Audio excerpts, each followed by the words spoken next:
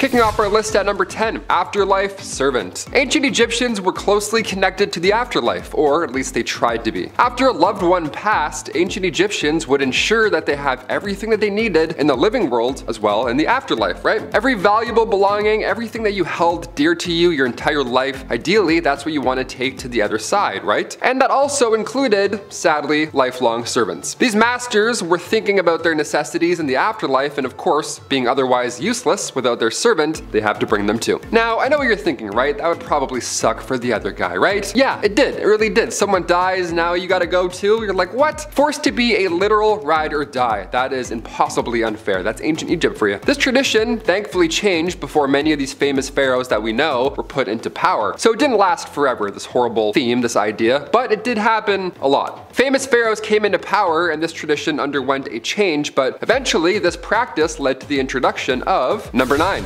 The Shabti. The Shabti were tiny carved figurines that would often be placed inside of these tombs of the pharaohs. Now you've probably seen them at some point and thought that they were just a valued belonging, which obviously they were, but their real purpose was much more grand. These beautiful little works of art were always shaped like mummies, and on each and every Shabti carved into them were special instructions that determined what job they got in the afterlife. Yeah, it's like the world's oldest resume right there. Number 8. What's the buzz? Here we go. Shout out to all the bees. Cleopatra was the last Greek ruler of Egypt, and she had some bold ideas, you could say. So we're not exactly sure of its purpose, but we have some ideas. But there's a large amount of experts that have all agreed that Cleopatra, Greek-Egyptian ruler of Egypt, she was known to sometimes fill a small box with a bunch of bees and then shake that box around to disturb said bees, and voila, now we have a very weak massager. There's been some speculation as to why she created this bee box, and sure, you can use your imagination to some degree, probably, yes. This invention, this scandalous idea, we're pretty sure it was inspired during her time ruling in Egypt, because, you know, all the bees. Also, to put a box of bees anywhere near your box of bees, you know what I mean? Bravo, that's brave. If she did what all these scholars think that she did with this vibrating box of bees, then double bravo. That's brave. I don't even go near one bee flying around, let alone a box of them. No, thank you. No pep in his servant steps for sure. It's Pepi. So, Pepi the First kills the game. He does a great job ruling Egypt. He initiated the policy of intensive penetration of Nubia, south of the first Nile cataract. Inscriptions record journeys southward early in his reign, and fragments of vessels bearing the king's name were excavated in Karma. Meanwhile, Pepi II is the longest running Egyptian monarch, surviving 94 years on the throne. He's also believed to be the youngest ruler ever in Egyptian history. Pepi II was the son of Pepe I, obviously, and was born late into his father's reign. While he was still very young, he succeeded his half-brother Merene, who died at an early age. His mother served as regent for a number of years, and the old group of officials serving the royal family maintained the kingdom's stability. During the first half of his rule, he brought prosperity and grandeur to Egypt. Second half? Nowhere close. You see a sharp decline of the old kingdom as economic disarray is caused by him virtually having no oversight. Powerful provincial nobles drew talent away from the capital, and because of the unusually long reign of the king, Egypt had a senile ruler when it needed vigorous leadership. Those of Pepi's children who survived him had brief ephemeral reigns and failed to cope with the political and economic crisis that arose as the 6th dynasty ended. His tomb may be more famous than he is. Menkaures. His tomb, the Pyramid of Menkaure, is one of 3 pyramids of Giza, alongside his statue triads that show the king together with his wives and various deities. It's the smallest of the 3 main pyramids of Giza, just 62 meters tall, but has one of the most complex and best preserved structures. He had 2 wives, both are his sisters naturally, and they didn't have much luck with sons at first. 3 in total and 1 daughter. At his death, his successor, his son, Shafashkek, completed the stonework walls of the mortuary temple in brick. Menaku was not succeeded by his eldest son, who actually predeceased him, but rather by Shepsake, a younger son. Shepsake built a monumental mastaba at the South Accra and was the only kingdom ruler to not build a pyramid. This family's work, especially the Great Pyramids, show a great mastery of monumental stoneworking. Individual blocks were large or colossal and were extremely accurately fitted. They were good, and then they were great, and then they were absolute trash. The Amenhotep. Alright, so on the top of the bucket we got got Amen I. He's the great-great-granddaddy. He effectively extended Egypt's boundaries into Nubia. Next is great-granddaddy Amen II, who was an army leader with famous archery and battle skills. Supposedly, he was able to shoot arrows straight through a thick of copper plates. His athletic ability was incredible, and he was known to have rowed a ship faster than 200 of Egypt's strongest navy men. Next is Granddaddy Amen III, who built himself endless monuments and temples. Perhaps his most famous construction was the Temple of Luxor in Thebes. This temple has become one of the grandest and most famous temples in Egypt. His diplomatic relations allowed art and culture to flourish, and his building projects are legendary. And then there's disastrous daddy Akhenaten, or Amen IV. This nutcase was obsessed with the sun god Atum and changed his name, appearance, politics, lifestyle, anything he could to feel closer to his lord. This pharaoh was so hated that Egyptians themselves wiped his name from their history. He moved Egypt's capital from Thebes to Amarna and then renamed it in Egyptian to mean the horizon of Aten, and then ordered a new capital city be built there, moving an estimated 20,000 people over to make it. When he enforced monotheism, Og failed to realize that the temples of Egypt were the nation's socio-economic cultural hubs. It was the god priests that oversaw all of their industries, so without them, those pillars of the communities were just gone. And stripping these temples of authority, he caused Egypt's biggest reception. And then we've got the bottom of the bucket, we have our boy Tukmahad, aka King Tut, who by his third year changed his name to Tukmahad and issued decree restoring temples, images, personnel, and privileges of the old gods to undo what his dad had done. He also began the protracted process of restoring the sacred shrines of Amun, which had been severely damaged during his father's rule. No proscription or persecution of Aton, though, Akhenaten's god, was undertaken, and royal vineyards and regiments of the army were still named after Aton. Tukmahad unexpectedly died in his 19th year. Whatever the case, he died without designating an heir. This is another four-part family tree. First, great-granddaddy Snerfu founds the 4th dynasty and marries the daughter of the last pharaoh of the 3rd empire, thus helped to solidify his possession as the pharaoh of the new dynasty, as well as secure Khufu's place in the line of succession. Meanwhile, his son, who becomes Granddaddy Khufu, pops out the Great Pyramid of Giza, one of the 7 wonders of the world. Apparently, we were so impressed by this that we forgot to write anything else about him or why he did this, because we know very little about Khufu. We know he reigned 23 years between 2500 and 2566, and we know he married his sister. Shocker. Khufu traded for highly rare items, prizing both construction materials and precious materials like copper and turquoise, and so he developed the mining industry in Egypt. Limestone and granite were also quarried in vast amounts for rather large building projects that he was working on. Built over a period of 27 years, the Great Pyramid is undoubtedly Khufu's greatest legacy. Khufu's children include 9 sons and 6 daughters, including Defreya and Khafre, who would both become pharaohs following his death. When in power, his son Defreya moved 8 kilometers north of Giza and established a new necropolis on a higher leveled ground. Defreya's pyramid was quarried for its stone, and as such, there's very little of it left standing today. Meanwhile, the underson Khafre succeeded the short-lived Radifi and married his sister and 2 other queens who were probably his sisters. Best known for his pyramid, one of the 3 great pyramids of Giza, and also best known for the Sphinx, which bears his likeness on its face. And who else but the Ramses clan? The Ramses I gets the throne in a super uneventful way. He was friend and confidant to the former pharaoh who didn't have a single heir. Then Ramses spent all of his free time marrying all 4 of his daughters. Meanwhile, his son, Seti I, led a great army of 60,000 men and fought in many battles north of Palestine and Syria. King Ramesses II, son of Seti I, was able to finish his father's work by beating the Hittite army in Battle of Kadesh and creating the first documented peace treaty in history. Ramses II went on to declare himself a god and rule Egypt for 67 years before dying of natural causes at 90, which is insane in an era where life expectancy was 30. But before getting to that ripe old age, Ramses spent any free time he had chasing anything with 2 feet and a heartbeat, enough to sire 100 to 200 children in his lifetime. He even outlived 12 of his own sons, leaving no heir. They're back again, the Ptolemies! People loved learning about this batch of literal bastards in the recent top 10 powerful families in history you didn't want to mess with video. Apparently y'all like when I'm doing tongue twisters. For those who don't know why this family could be a tongue twister, an important note is that they always recycled the family names. Men always named Ptolemy, and women always named Cleopatra or Berenice. They also happen to really take the old Egyptian ideology of royals only being with other royals a little too seriously. What's created is a massive family tree, one full of manipulative manipulation, contempt, scandal, and brash killings. While the Ptolemies started off strong, building the Library of Alexandria, compiled a star catalog and the earliest surviving table of trigonomic function, and establishing mathematically that an object is and its mirror image must make an equal angles to be a mirror. After the 4th, however, the family became like the Kardashians, talentless and messy. They took up everybody's time, but nobody stopped the free entertainment. So, like last time, let me limber up and I'll run us through some of the notorious BS. Ptolemy IV killed his mother, who had killed her husband, who was having a love affair with her mother, and then married his sister Arinso III, who was then later killed after Ptolemy IV died. Ptolemy XII annoyed his children so much, particularly his daughter Berenice IV, that they rebelled against him and drove him from Egypt. Berenice IV ruled briefly.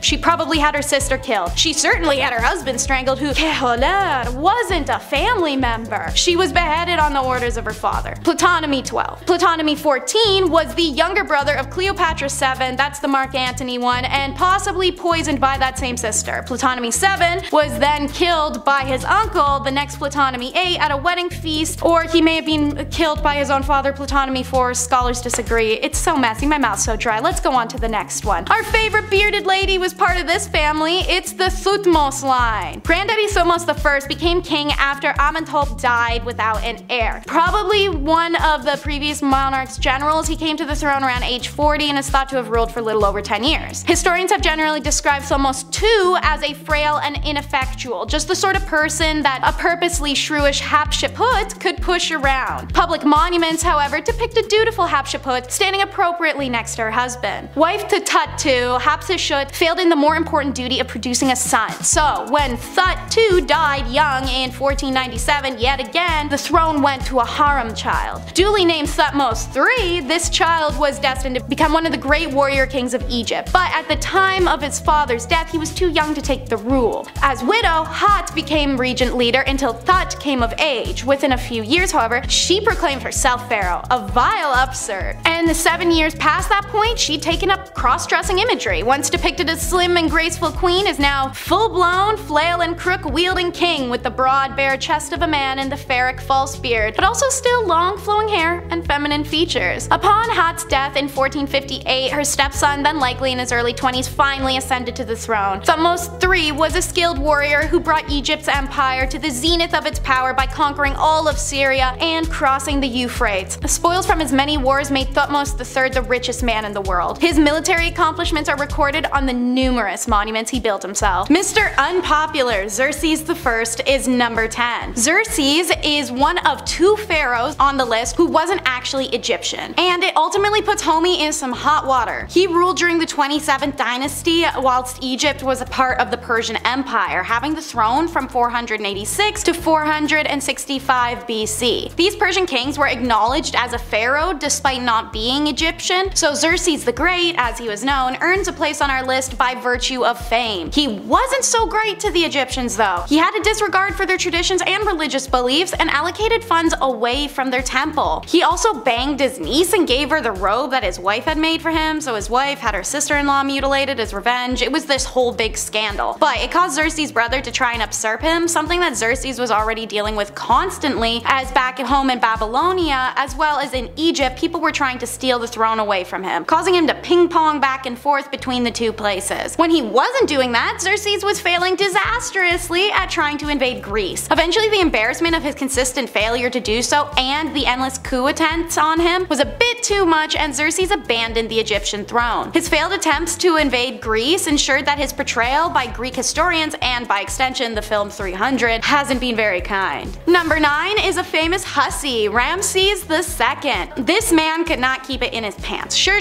he was the greatest leader of the 19th dynasty and an amazing tactical mind and made Egypt prosperous, blah blah. He's the son of Seti I, and Ramesses went on to declare himself a god and the ruler of Egypt for 67 years before dying of natural causes at 90, which is an insane number for an era where the life expectancy was 30. But homeboy was not a modest pharaoh by any means. He was a lying, two-faced politician who based his entire campaign on a laundry list of fabrications. The extensive architectural legacy of his reign are thought to have left the throne close to bankruptcy at the time of his death. Before getting to that ripe old age, as mentioned, Ramesses spent any free time he had banging. Enough to sire between 100 to 200 children in his lifetime. He even outlived 12 of his sons. Ramses was one of the first rulers to take on the title of the Great before it was cool. All in all, he was pompous and spoiled. He left behind more statues of himself than any other person in the history of the world. He was obsessed with outshining all those who came before him, and he would tower over all those that would follow. Speaking of testament to ego, number 8 is Khufu. The son of Pharaoh, which I'm probably butchering, who is the first pharaoh to build pyramids, Khufu was on a one-upping mission since day one. He commissioned the pyramids of Giza, one of the last standing 7 wonders of the ancient world, which by the way we learned not too long ago is lopsided. The pyramid was originally covered in white limestone adorned with gold, and since stripped away by greedy tourists over the last 4,000 plus years. He used his platform to also establish mining and trade from what's now modern day Lebanon. Unfortunately, while he brought greatness to Egypt in ways of infrastructure and economy, socially he inspired a lot of mixed reviews due to his use of forced labor and a dismissive nature. The ancient Greek historian Herodotus was a particular critic, depicting Khufu as a vicious tyrant who used slaves to build his Great Pyramid. Now, many Egyptologists believe that these claims are merely defamatory, guided by the Greek viewpoint that such structures could only be built through greed and misery. If those rumors are true, then Khufu had high expectations and forced labor and no one liked him. If they're not, then he wasn't a bad guy at all. Number 7. Shaved eyebrows. Oh, close one. I thought they were gone there for a second. Look, I love animals, okay? We all grew up with cats, dogs in our family, birds. We had a chameleon at one point. That was interesting. But nobody mourned for their furry loved ones like ancient Egyptians. When a family cat died back then, not one, but every family member involved in the household, they would all shave off their eyebrows to mourn the cat's death. Cats were loved extra hard back then. Yeah, you think cats are spoiled today? When's the last time you saw your friend with their shaved eyebrows after their cat passed away? Yeah, didn't think so. God forbid, but if that fateful day shall arrive, commit. You know what I mean? Shave them off. Show them your love and shave them off. Number 6. Stitches. While surgery did exist during ancient Egyptian times, common surgeries, invasive surgery wasn't quite as common because, well, 1, no painkillers and antibiotics, and 2, it's gonna hurt, and the list goes on and on, it's horrible. But one thing that's less invasive but still quite extremely important back then that was seen quite a bit during these times was the use of stitches. Yeah, probably need some at some point. Building pyramids made of stones and rocks, you're gonna cut yourself. Ancient Egyptians found different and effective ways to make their own stitches in order to close these large wounds. They did so by using plant fibers, hair, so gross, tendons, even more gross, and even wool threads. Evidence in different mummified remains have been discovered. Yeah, imagine that, you cut your arm, you have to use someone else's tendon to stitch it up. No thanks, just leave it open, I'm all set. In the oldest known surgical text, which is referred to now as the Edwin Smith Papyrus, that came to ancient Egypt, there are 48 different cases of stitches being described, and they all sound like a great time. One example from the text of treating a laceration reads, quote, "If thou findest that wound open and its stitching loose, thou shalt draw together for him the gash with 2 strips of linen." Basically says, hey, if you cut yourself, grab a shirt. Good luck. Don't move too quick. Number 5, breaks. Yeah, I've never broken anything and I don't plan to. Sounds like the worst thing. I see it on Reddit and I'm like, ooh. But living in ancient Egypt, you're gonna break a bone or dislocate something sometime. But back then, it's not like you can just head over to the emergency and get an x-ray or a cast and then get your buddies, a couple of pharaohs to sign it and get some crutches and be on your way. No. So how did they treat broken bones or dislocations back then? Well, we can look at one example from that Edwin Smith Papyrus that I mentioned earlier, where there was a patient with 2 dislocated clavicles. Now the treatment here is described as follows. If thou examinest a man having a dislocation in his 2 collarbones, thou shalt find his 2 shoulders turned over and the heads of his 2 collarbones turned towards his face. Imagine reading this and you're like, okay, I think we turn this way? No, this way, hang on. Thou shouldn't cause them to fall back so that they rest in their places. Thou shalt bind it with stiff rolls of linen and thou shalt treat it afterwards with grease and honey every day. Yeah, if you break something, don't put grease and honey on. Go to the doctors. Hit that thumbs up. There we go. The more we know. Number 4, dental surgery. Okay, so back in the ancient Egyptian world, it's not like you can go to the dentist, get your teeth checked and cleaned, whatever, once a year, however you do it, I don't know. And the diet of the ancient Egyptian was most definitely not exactly, you know, the cleanest, if I can say that. You wouldn't have a set of pearly whites every single day, that's for sure. And that's due to the fact that the tools used to grind food would often leave traces of sand and or stone behind, which, well, in your mouth, is not gonna feel too good. That would cause tooth loss or troubles at an early age. Through documents found, there have been a few different dental treatments from that time, and they're a little interesting, like topical treatments and such. But one case was able to give us a glimpse into what is believed to be the treatment of an abscess. And yeah, buckle up. Even more interesting is a mummy that was found from the 4th dynasty. Now this mummy, in his first molar, a bunch of surgically produced holes were there that they believe were used to drain an abscess, which clearly gives us some very tangible evidence that dental surgeries were performed back then in some way, shape, or form. I mean, in the form of a bunch of holes, and it's disgusting, but they tried. And do remember, as you're watching this entire video, all this was done without any anesthetics. So drilling holes, breaking bones, putting linen into your arms, you're gonna feel all of it. Number 3, Anubis. Anubis, the ancient Egyptian god of mummification. Yeah, he had an interesting hobby, this one. Anubis, historically, he oversaw the embalming process during mummification. A lot of steps involved in mummification, so the backup here, you know, the backseat driving, that is Anubis, I'm sure was appreciated. Ancient Egyptians were so sophisticated in the mummification process that they also had to get really good at another major, well, kind of creepy surgery, and that is the post-mortem dissection. That matters, that's a pretty important step. See, in order to mummify the body, they needed to remove any moisture from it. Now this process included the removal of brain tissue, which was done through quite a gruesome hook tool and some steady hands, that's for sure. This was not a medical practice, however, it was more of a spiritual one, right? It wasn't done by doctors, and this is exactly why they were getting extra up close and personal with internal organs during this process. The medical information they gathered during this process was never used for medical or medical advancement, but rather for spiritual, like Anubis, this ancient wonder. He kept trophies from those that he embalmed.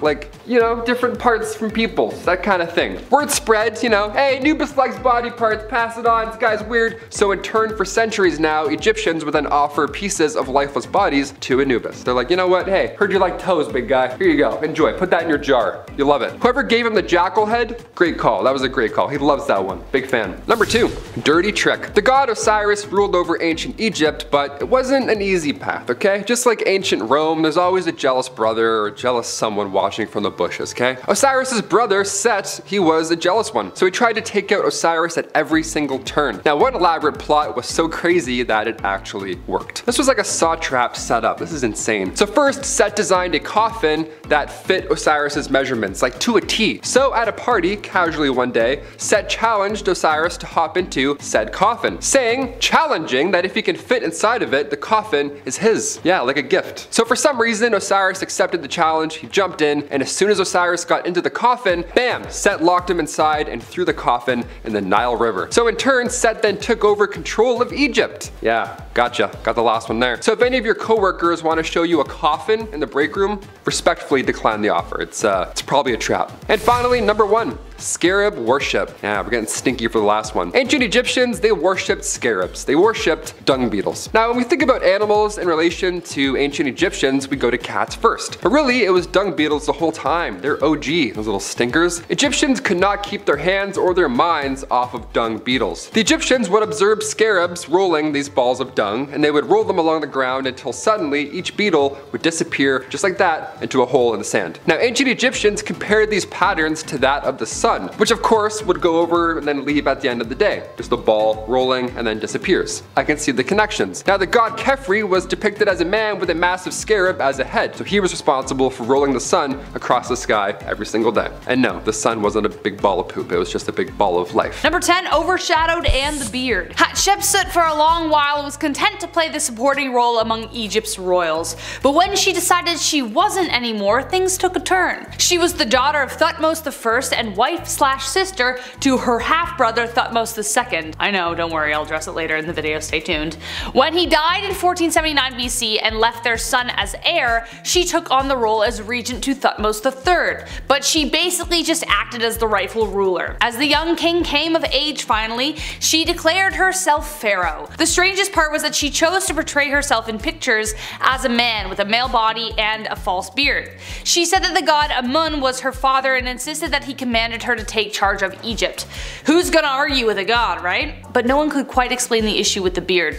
Nevertheless, during her reign, it was a time of peace and prosperity for Egypt. Number 9, Sesostris. Sesostris was one of the greatest military commanders in Egyptian history, who was celebrated for the extent of his conquests. He stretched the kingdom further than anyone before him, but he was not without his quirks. According to accounts by Herodotus, Sesostris left pillars on every battlefield. Along with the usual bragging and boasting of how he won, he would carve into them images of genitalia, like people do on the bathroom stalls, you know? If he thought that his enemy fought valiantly, he carved a If he thought they didn't put much of a fight, he would carve a Great. Yeah, that just goes to show what he thought about things. The latter was a sign of disrespect for his subdued enemies, while the other was a sign of honor, like, hey man, you stuck it to me. Apparently, some even stood the test of time, lasting over 1500 years and seen firsthand by Herodotus himself. For those of you who don't know, for reference, Herodotus is considered as the father of historians, one of the very first to take up the task. Number 8. Ceremonial seating. The whole idea behind the pharaohs was that they were direct descendants from the gods themselves.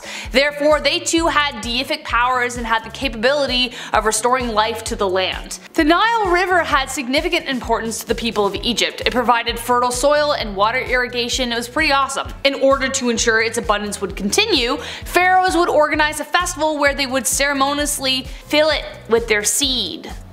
Yeah. Some historians believe that this was in honor of the creation story of how life came to be, and therefore it was kind of like a fertility festival. Crowds would gather at the Nile and await the arrival of their pharaoh. They would then disrobe and give their pleasure into the river to ensure its bounty. Some historians say it was just the pharaoh who did this, while others say that the men joined in after.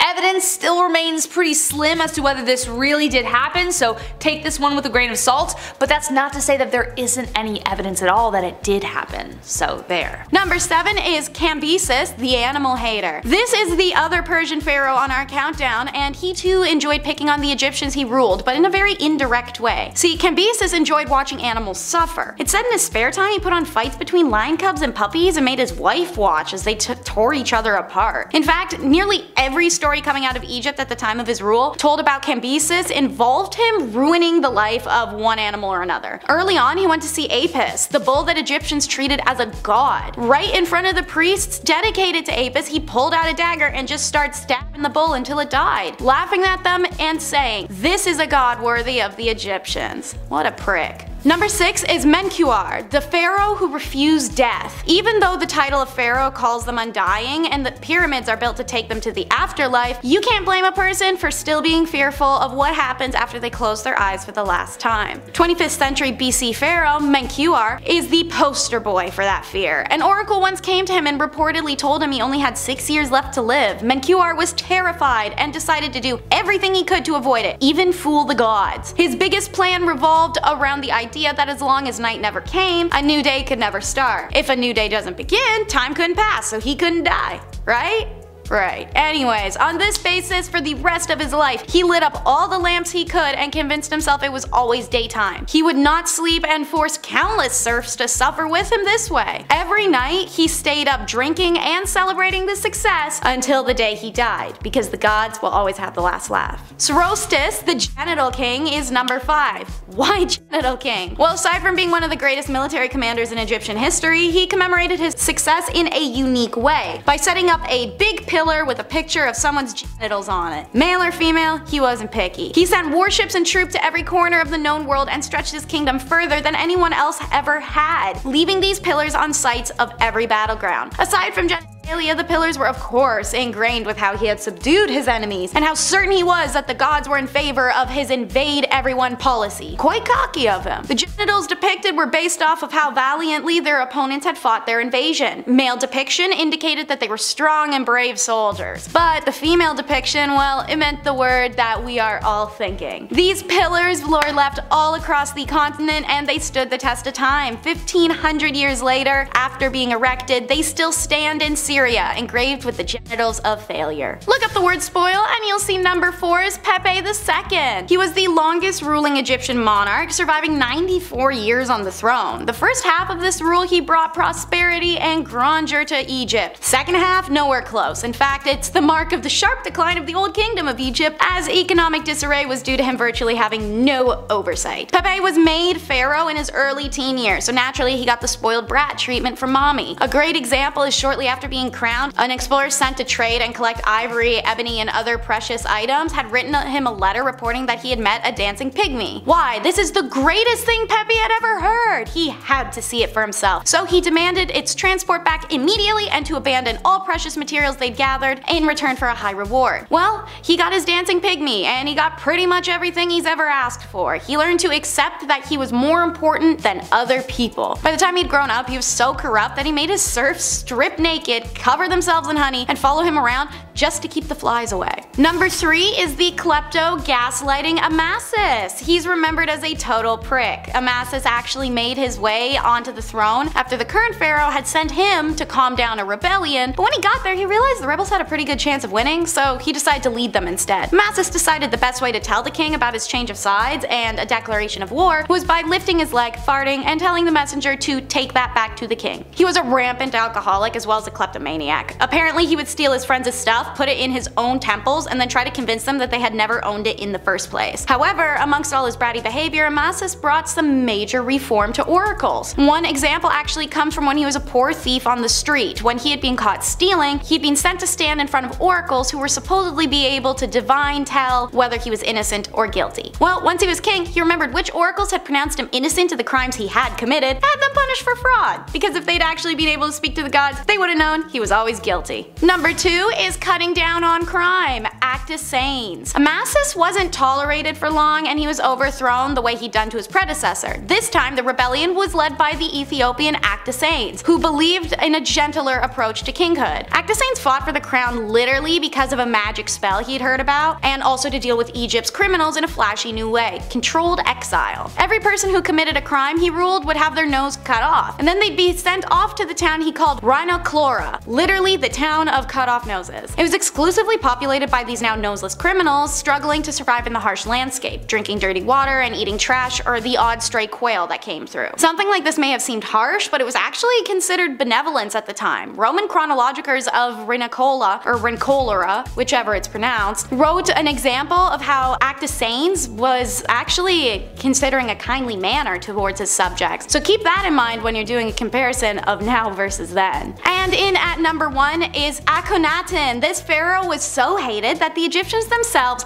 wiped his name out of history. Born Amenhotep, he changed his name to I'm gonna call him Ak, in accordance with this radical monotheistic drive. His new name meant that he is of service to the Aten, in honor of what he believed to be the one true god, Aten, the sun god. Ak did everything in the name of this sun god. He moved Egypt's capital from Thebes to Amarnia, and then renamed it in Egyptian to mean Horizon of Aten, and then he ordered a new capital city be built there. He chose the site because it was uninhabited. It was not the property of anyone else except Aten. He moved an estimated 20,000 people into this developing city and forced them to build it. These people had to push through everything. Based on the bones found in the town's cemetery, more than 2/3 of his workers broke a bone while they're working, and a good 1/3 of them broke their spines. Almost everyone was malnourished. When he enforced monotheism, Ak failed to realize that the temples of Egypt were the national socio-economic and cultural hubs. It was the gods' priests that oversaw the industries of agriculture and craftsmanship through their patronage, and they who served as pillars of their communities. So by stripping these temples of authority, he caused Egypt's biggest recession, and an entire empire nearly collapsed because of him. So it's no wonder after his death, Egypt immediately went back to polytheism, and they also abandoned the new city he'd made them build. They destroyed his statues, his effigies, his monuments, and they removed him from their list of kings and history books. In fact, they did this so efficiently that we didn't really even know about him until his remains were found all alone in the city he had forced his subjects to create. Alright, so the Cambyses are up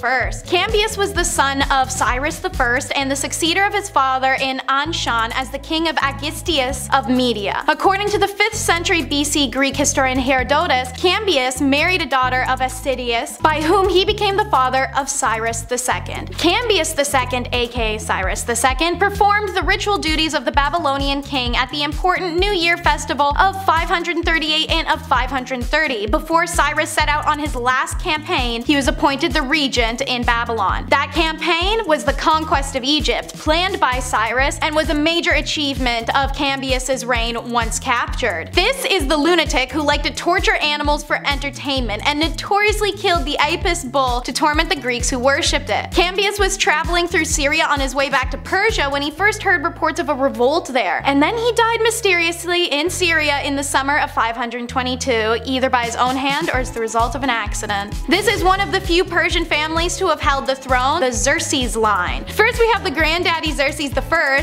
or the Great as titled by the 5th Persian king. He was the son of Darius the Great, and his reign lasted from 486 BC to 465 BC. He's well known in history for his attempted invasion of Greece and how later in the same year he was defeated in the Battle of Salamis, which led him to flee his own kingdom. He's known as both a Persian ruler and a pharaoh, as when he ruled Egypt it was also part of the Persian Empire. Little is known about the last years of Xerxes' life. After his reversal in Greece, he withdrew into himself and allowed himself to be drawn into his harem intrigues, in which he was in fact only a pawn. Thus he disposed of his brother's entire family at the demand of the queen. He was assassinated by his own commander of the royal bodyguard forces. Another son, Artaxerxes I, succeeded in retaining power. Artaxerxes I was given the throne by the commander of the guard, Artabanus, who had killed Xerxes. It's fine though, cause Xerxes Jr. got his daddy's lick back when he kills Arta about a month later. His reign, though generally peaceful, was disturbed by several insurrections, the first of which was the revolt of his brother. During his reign, Artaxerxes completed the Hall of 100 Columns at Persepolis, rebuilt the palace of Darius I at Susa after a fire, and Artaxerxes died of natural causes in 424 BCE, having ensured a peaceful succession by naming Xerxes II his legitimate heir. Xerxes II reigned for only a little over a month, however, before he was assassinated. Next is the Dosier line. Starting with Dosier from the Second Kingdom, Egypt's 3rd dynasty. He undertook the construction of the earliest important stone buildings in Egypt. His reign, which probably lasted 19 years, was marked by great technological innovation in the use of stone architecture. The innovative structure was a departure from the traditional use of mud bricks alongside stone. The greatest advance, however, was the completion of alteration of the shape of a monument from a flat-topped rectangular structure known as a mastaba to a 6-stepped pyramid. This great character built the famous pyramid and set up the construction mechanisms of large buildings, paving the way for successors of their kingdom for even more daring constructions. The Pyramid of Dosier is the first pyramid in history of ancient Egypt and therefore potentially all of humanity. It is a degree pyramid that is at the center of a funerary complex of great importance. It's located in the necropolis of Saqqara. Sekhmet is probably the brother or eldest son of King Dosier. Little is known about this king since he ruled for only a few years. However, he erected a step pyramid at Saqqara and left behind a well-known rock inscription at the Wadi Makhara.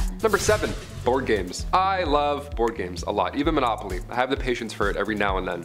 But ancient Egyptians, talk about patience, my friends. They also loved board games. They created them. They got that board from time to time. Dogs and Jackals, Mehen and Senet, and 20 Squares, those are the classics. Mehen was played during the pre-dynastic period around 2500 BC. Now the goal was to reach the center of the spiral, so we think, we're trying to piece it together. The board was a coiled snake almost, pretty creative. Senet was the most popular game of all time. Queen and kings alike would play this one. Senet had a long board with 30 squares painted on it. Now of course the rules are still unknown, still heavily debated, just like Monopoly even today. But we have some ideas how Egyptians played it. 3 rows of 10 squares, the last 5 are decorated, so it's assumed, like everything else in ancient Egypt, that this was themed on the afterlife. Plus King Tut was buried with one of these boards. I'm gonna be buried with a GameCube or something like that. There's also some paintings of Queen Nefertiti playing Senet, so that's how you know it's a good one. It looks a lot like chess. Imagine playing a pharaoh in chess. God, I'd be so anxious. I'd be so nerve-wracking. I wouldn't even play checkers with a pharaoh. That'd be too scary. I'm bad at checkers and chess. I don't know how to play chess. I'm lying to you guys. I've never played chess. I don't know how to. Number 6. Akhenaten. This queen was ruling during the 18th dynasty of Egypt. The pharaoh Akhenaten, well, this was his daughter. She followed in her father's footsteps and was a great ruler, but she was also the wife and half-brother of one King Tut. A pretty conflicted spot to be in historically. Her and King Tut had the same father, but their mothers were different. Now after Tut's death, however, it's believed this queen may have married the pharaoh Ai shortly after, and perhaps she's buried near him right now in the Valley of the Kings. Back in 2010, DNA testing was being done in tomb KB21, and there were 2 18th dynasty queens that were recovered from that tomb in the Valley of the Kings. Could it be? Perhaps? There wasn't enough data that was found from the mummy, but they do know that the DNA is somewhat of an 18th dynasty royal bloodline, so we're definitely close. In another tomb KB63, numerous coffins were found, and one had an imprint of a woman on it, along with jewelry, women's clothing at the time, but the biggest clue really at this point was pottery fragments. Of course, it's always in the pottery. We've all played Ocarina of Time, always check the pots. The name Potton was on one of these pottery fragments. That's another clue. The only person to ever use this name historically was the long lost queen of Akhenasunamon. So now we're getting real close. Dangerously close. But it feels weird to watch so many tombs be opened up at this point. Like, yeah, we're getting close to finding out things historically, but can we just leave these leading ladies alone? I feel like they dealt with enough men in their lifetime. Now we're just like, we're like, hey, is that her? Nope, we're good. It's like, let them rest. They have fake doors. They don't want us coming in. Number 5. Queen Nefertiti's disappearance. Ruling alongside the pharaoh Akhenaton from 1353 to 1336 BC, Queen Nefertiti, aka Lady of Grace, aka Hereditary Princess, was born in 1370 BC. She was born in the Egyptian city of Thebes. She was only 15 years old when she married 16-year-old Akhenaton. Again, always so young and just forced. This family forced fun. She worshipped the sun god Aten at the time, and alongside her young husband, she built a new capital called Amarna. She even created a new religion. She was onto some good stuff. She ruled over what's now considered the wealthiest period in Egyptian history. Nefertiti had 6 children, which were all daughters. Many believe this has something to do with her disappearance. After reconstructing Egypt's religious and political structure, soaring to new heights as a woman in the Egyptian court, the queen just vanished. Yeah, historically, just like that, boom. During the 12th year of the 17 that her husband ruled for, historical records seem to have just wiped out the queen's side of the legacy. She was gone from everything, and many believe that she didn't actually die, but rather, she disguised herself and continued to rule. See, the next in line after Akhenaton's reign was Pharaoh Smenkhkare. Was that really Nefertiti in disguise? I hope so. That's like some she's the man stuff right there. The reason we believe she may have disguised herself as a man is because of the female pharaoh, Hatshepsut. She ruled with a fake beard in the 15th century, so it's possible, we've seen it. And lastly, there's a theory that the reason Nefertiti was banished was because she couldn't produce a male heir. Like I mentioned, she had 6 daughters and then she disappeared.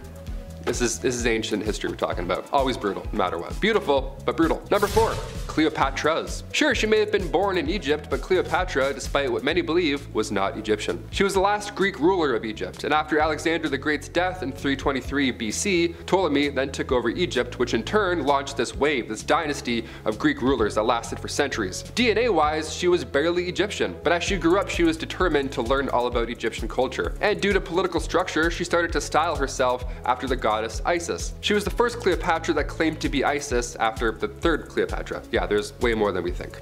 There's like 7. Number 3, King Ramses VIII. The last son of Ramses III. He's the 7th pharaoh of the 20th dynasty. King Ramses VIII. Yeah, history is confusing with these numbers sometimes. I gotta tell you, I had to type that one out a few times. I was like 8, 3rd, carry the 8, 9, Ramses, what? The lost king had the throne for a very short amount of time, and historians are trying to understand why that is. What exactly happened? What in the King Joffrey went wrong with King Ramses VIII here? He was the only pharaoh of the 20th dynasty whose tomb is still lost in the Valley of the Kings, so maybe it's not even there. And the thing is, with his ruling being so short, the theory out there is that the tomb of KB19 that belonged to the son of Ramses IX, many believe this tomb was originally built for Ramses VIII.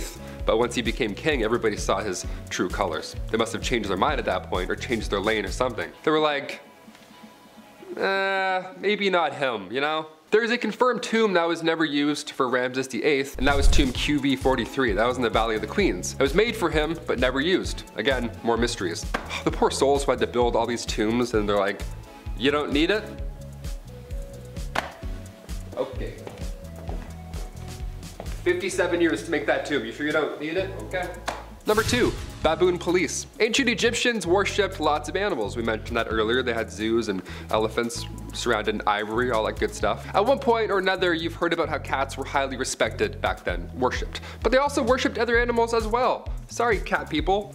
Other animals are fun, like baboons, believe it or not. They were pretty important pieces to this ancient Egyptian puzzle. Egyptians had tattoos of baboons all over them. This was before Harambe, or, you know, anyone monumental like that ever came around. The most famous piece of history that we have preserved is in the collections of the British Museum in London. There's a mummy on display, and it looks a little slightly different than the rest. EA6736, fun name, but he was recovered from the Temple of Cones in Luxor, Egypt. This little man dates back to the New Kingdom period, so anywhere around 1550 BC to 10 BC. Yeah, he's quite old. Baboons would appear in art and religion all over ancient Egypt, and one of my favorite facts ever has to be that in ancient Egyptian times, pharaohs would train baboons to make arrests. Yeah, imagine stealing food and trying to run away, and then you look back and there's 4 baboons doing parkour behind you, telling you to stop resisting, hucking bananas at you. That's crazy. And number 1, false doors. Imagine searching for a lost Egyptian tomb your entire life, alright? Imagine you spent years of your life dedicating everything to this research, and you finally find this door, this ancient door, you find an entrance carved into the wall. This is it. What lies beyond?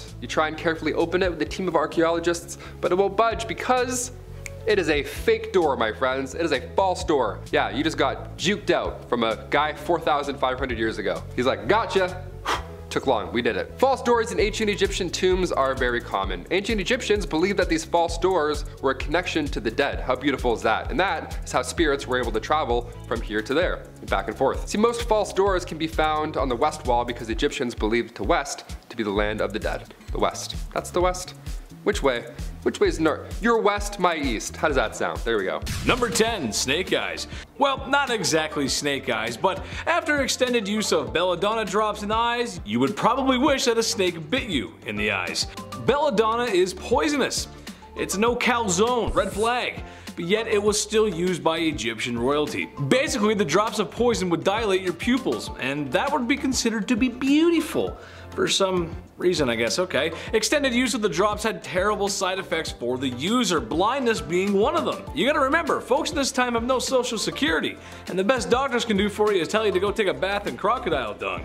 And to pray to the gods for more, I guess. Sure, okay. So to avoid that tragedy, go for the natural look and avoid the eye drops. You'll thank me later. Number 9, more eye stuff. Thought I was done with the eye stuff? Ah, well, guess again, amigo. I ain't done yet. I've got lots more to say about that. Okay, maybe a little. Eyeshadow and eye color. Some ladies today would say no special outfit is complete without it, and honestly, I have to agree, ladies. Sometimes y'all do some stuff with your eyes that makes me say, damn, you look good. Damn, you look good. However, some ladies might be cautious to slap some color on their face if they knew the origins of the product. As for the royalty of Egypt, eye makeup was in.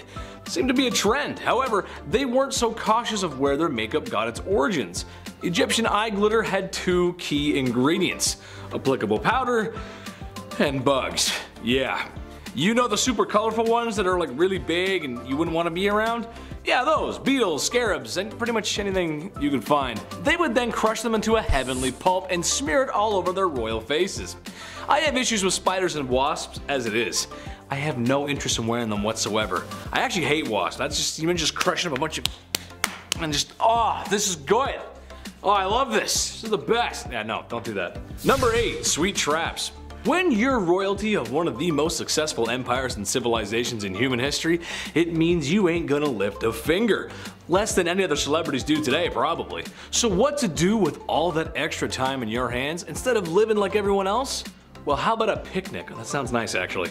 Sounds great, right? Except when we bring out all of our favorite treats, the flies and bugs bother us, and we can't look beautiful if we're covered in bugs head to toe. How did the Egyptians fix this, you ask?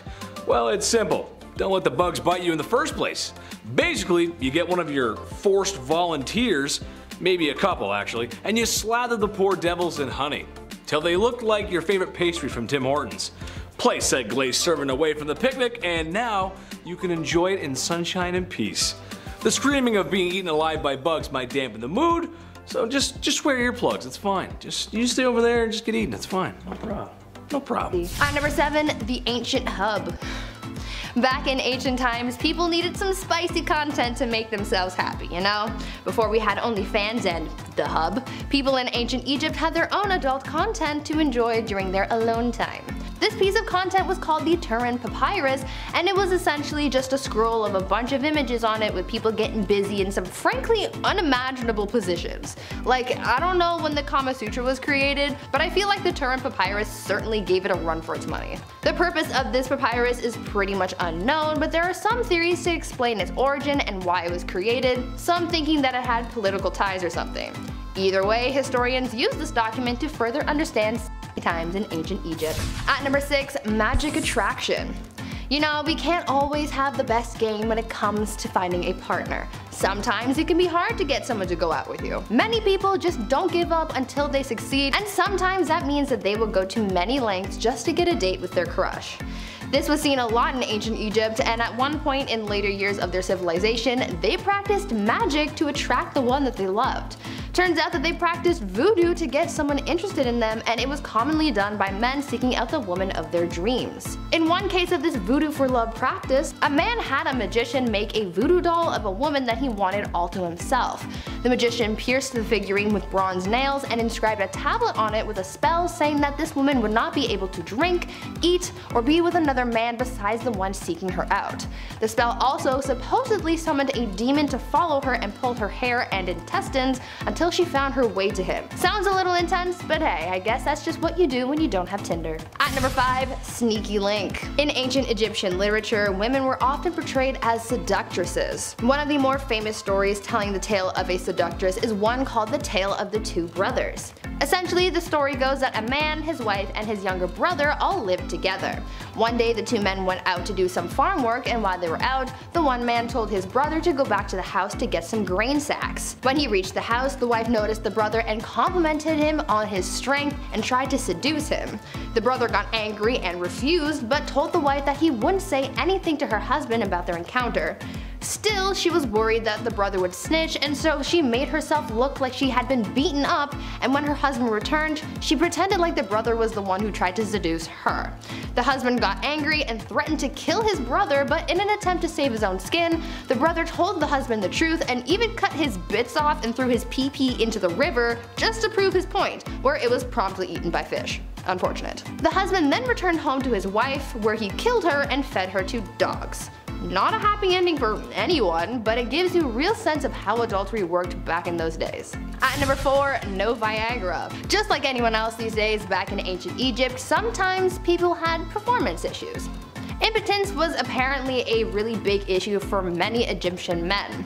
It was such a common issue that sometimes it infiltrated their art, and there were some scrolls and statues about it. An ancient Egyptian proverb was created about such a topic that said, quote, "He who is shy to have intercourse with his wife will not get any children." Now obviously there are things nowadays that can help with such an issue, but back then people resorted to prayer and magic to help their little buddies out. Don't really know how well that worked out for them, but it's a struggle that a lot of people face, so at least they weren't alone. At number 3, LGBTQ+.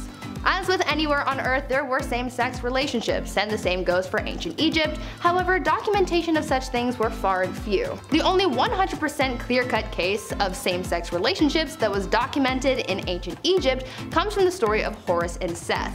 The story goes that Horus and Seth were both vying for the throne, and one night Horus pretended to be drunk while Seth tried to take advantage of him while Horus slept. Not the greatest example, but it's what we've got that's actually confirmed. Another potential recorded gay relationship may have come from Egypt's King Pepu II, who was thought to have had a secret relationship with one of his generals at nighttime. One of the most well-known potential gay relationships from those times, though, comes from a piece of Egyptian art that showed two men touching noses.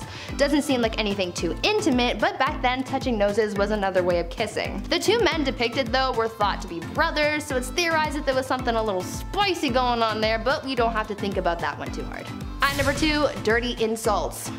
What is your favorite insult? Don't be shy, you can tell me, this is a safe space. I guess I have a number of favorites, but one that I quite enjoy is saying that someone's mother is a horker, like in Skyrim. Back in the times of ancient Egypt, however, insults often included some kind of note. If they needed to hurl an insult at someone, they might say something like, quote, "May you copulate with a donkey," or "May a donkey copulate with your wife." People would also combine some kind of note with pointing out someone's flaws to create an insult. In a note found from one of the people who built one of the Great Pyramids, they insulted one of their co-builders by saying, quote, "You are not a man because you cannot get your wives pregnant like your fellow men." Like, damn. That's pretty cold, dude. And finally, at number 1, the magic pee-pee. Now, I had to save this next fact for our number 1 spot because it's probably one of the most bizarre things that I've ever learned about ancient Egypt. The Egyptian god Min was the male fertility god, and let's just say that he was quite unique. He was known for his bold feathered headdress and the fact that his loincloth snake was always being charmed, if you get what I'm saying. Men suffering from impotence would make offerings to him to help them with their fertility problems. Even to this day, figures of the god Min are used in magic rites. Men and women still visit the ancient temples to find figures of the god and literally rub his to overcome their problems. Sounds strange, but apparently so many people have done it that the stone that it's carved into has become worn down or darkened from how many hands have touched it. Now I can only imagine what this god's body count was. Kicking off the list at number 10. The first zoo. Long before the pyramids were even built, Egyptians were getting quite creative. They were the first to see a petting zoo. How brave is that, if anything? Yeah, let's just start touching animals and then see what happens. Let's do it. 6,000 years ago, Hierakonpolis was the capital of Upper Egypt during the pre-dynastic period. It was beautiful. It was sitting alongside the Nile River, which was even more beautiful back then, you can't even imagine. And in those days, perhaps the best way to flaunt your wealth was by getting an exotic pet. Yeah, the old Mike Tyson trick. There were excavations done back in the late 19th century by English archaeologists James Quibble and Frederick Green, and they discovered that this town was once thriving with over 10,000 residents. It's a lot of people. It's a lot more people than we ever thought. That alone is amazing. That's a historical feat. But when further studies were performed, they also found the remains of an elephant surrounded in cosmetics, surrounded in ivory bracelets and amethyst beads, the whole glorious, you name it. A worshipped elephant. That's odd. Then they found the remains of cats and dogs, also worshipped. The dogs slightly more worshipped. Common pets, some crocodiles, again, brave owners there. There's also hippos, leopards, wild ox. It was a wild time. They were carefully buried, but the broken bones suggested a cruel history sometimes. But most of the times, they were pets. Not as bad as we thought there. I'm like, oh, ancient pets? No, they're good. A lot of ivory. Number 9. King Tut's passing. Perhaps one of the greatest mysteries is of course the history of the young King Tut. Younger than we remember, honestly. The young boy became pharaoh at just age 9 in 1332 BC. Yeah, what were you doing at age 9? I was mini golfing. Maybe. I don't even know. During his time ruling, the young king had to face a country in conflict. Egypt and Nubia at this point were going head to head over land, and not even 10 years into ruling, the young pharaoh passed away at age 18. It wasn't until 1922 until he was ever seen again. That's when Howard Carter, of course, discovered the tomb of the lost king, appropriately in the Valley of the Kings. This is where we could have been more careful, historically, because when Tut was discovered, they tried to move his body out of the oil that coated the coffin. But in doing so, they got a little bit too excited. They didn't really know what they were doing back then, so they damaged him. Yeah, they damaged an ancient king. How brutal is that? So now it's next to impossible to tell what really took his life at such an early age, especially for a king. We have some ideas though. It's not entirely hopeless at this point. It was believed King Tut, after some 3D scans were done, had a broken leg. So he may have fallen off a chariot or something. So if King Tut passed at an early age out of nowhere, hopefully this was the reason why, or else there's another mystery afoot. Number 8, the first peace treaty. The first peace treaty in history ever was back in 1259 BC. Now at this point, ancient Egyptians and the Hittite Empire were fighting over what's now modern day Syria. This conflict had been lasting for centuries, and finally, come 1274 BC, the Battle of Kadesh was now underway. Of course, there was tons of bloodshed, no clear victor in sight, so what's left to do at this point? For the first time ever, a peace treaty was agreed upon. Ramses II and King Hattusili III both negotiated a peace treaty where both sides would aid each other if perhaps a third party decided to get involved. They saw their resources, they saw that they were lacking on both sides, so like, hey, we have no shot really, let's just team up. A copy of the treaty can now be found in New York above the entrance to the United Nations Security Council chamber. It's also in the Guinness Book of World Records as the oldest peace treaty ever. That's how you know it's official, if you don't believe me. Every 90s kid watching right now is like, oh, really? Amen. That's a fact. That's a true fact right there. Those holographic covers. What a trip. Number 7. Unhooded Sith.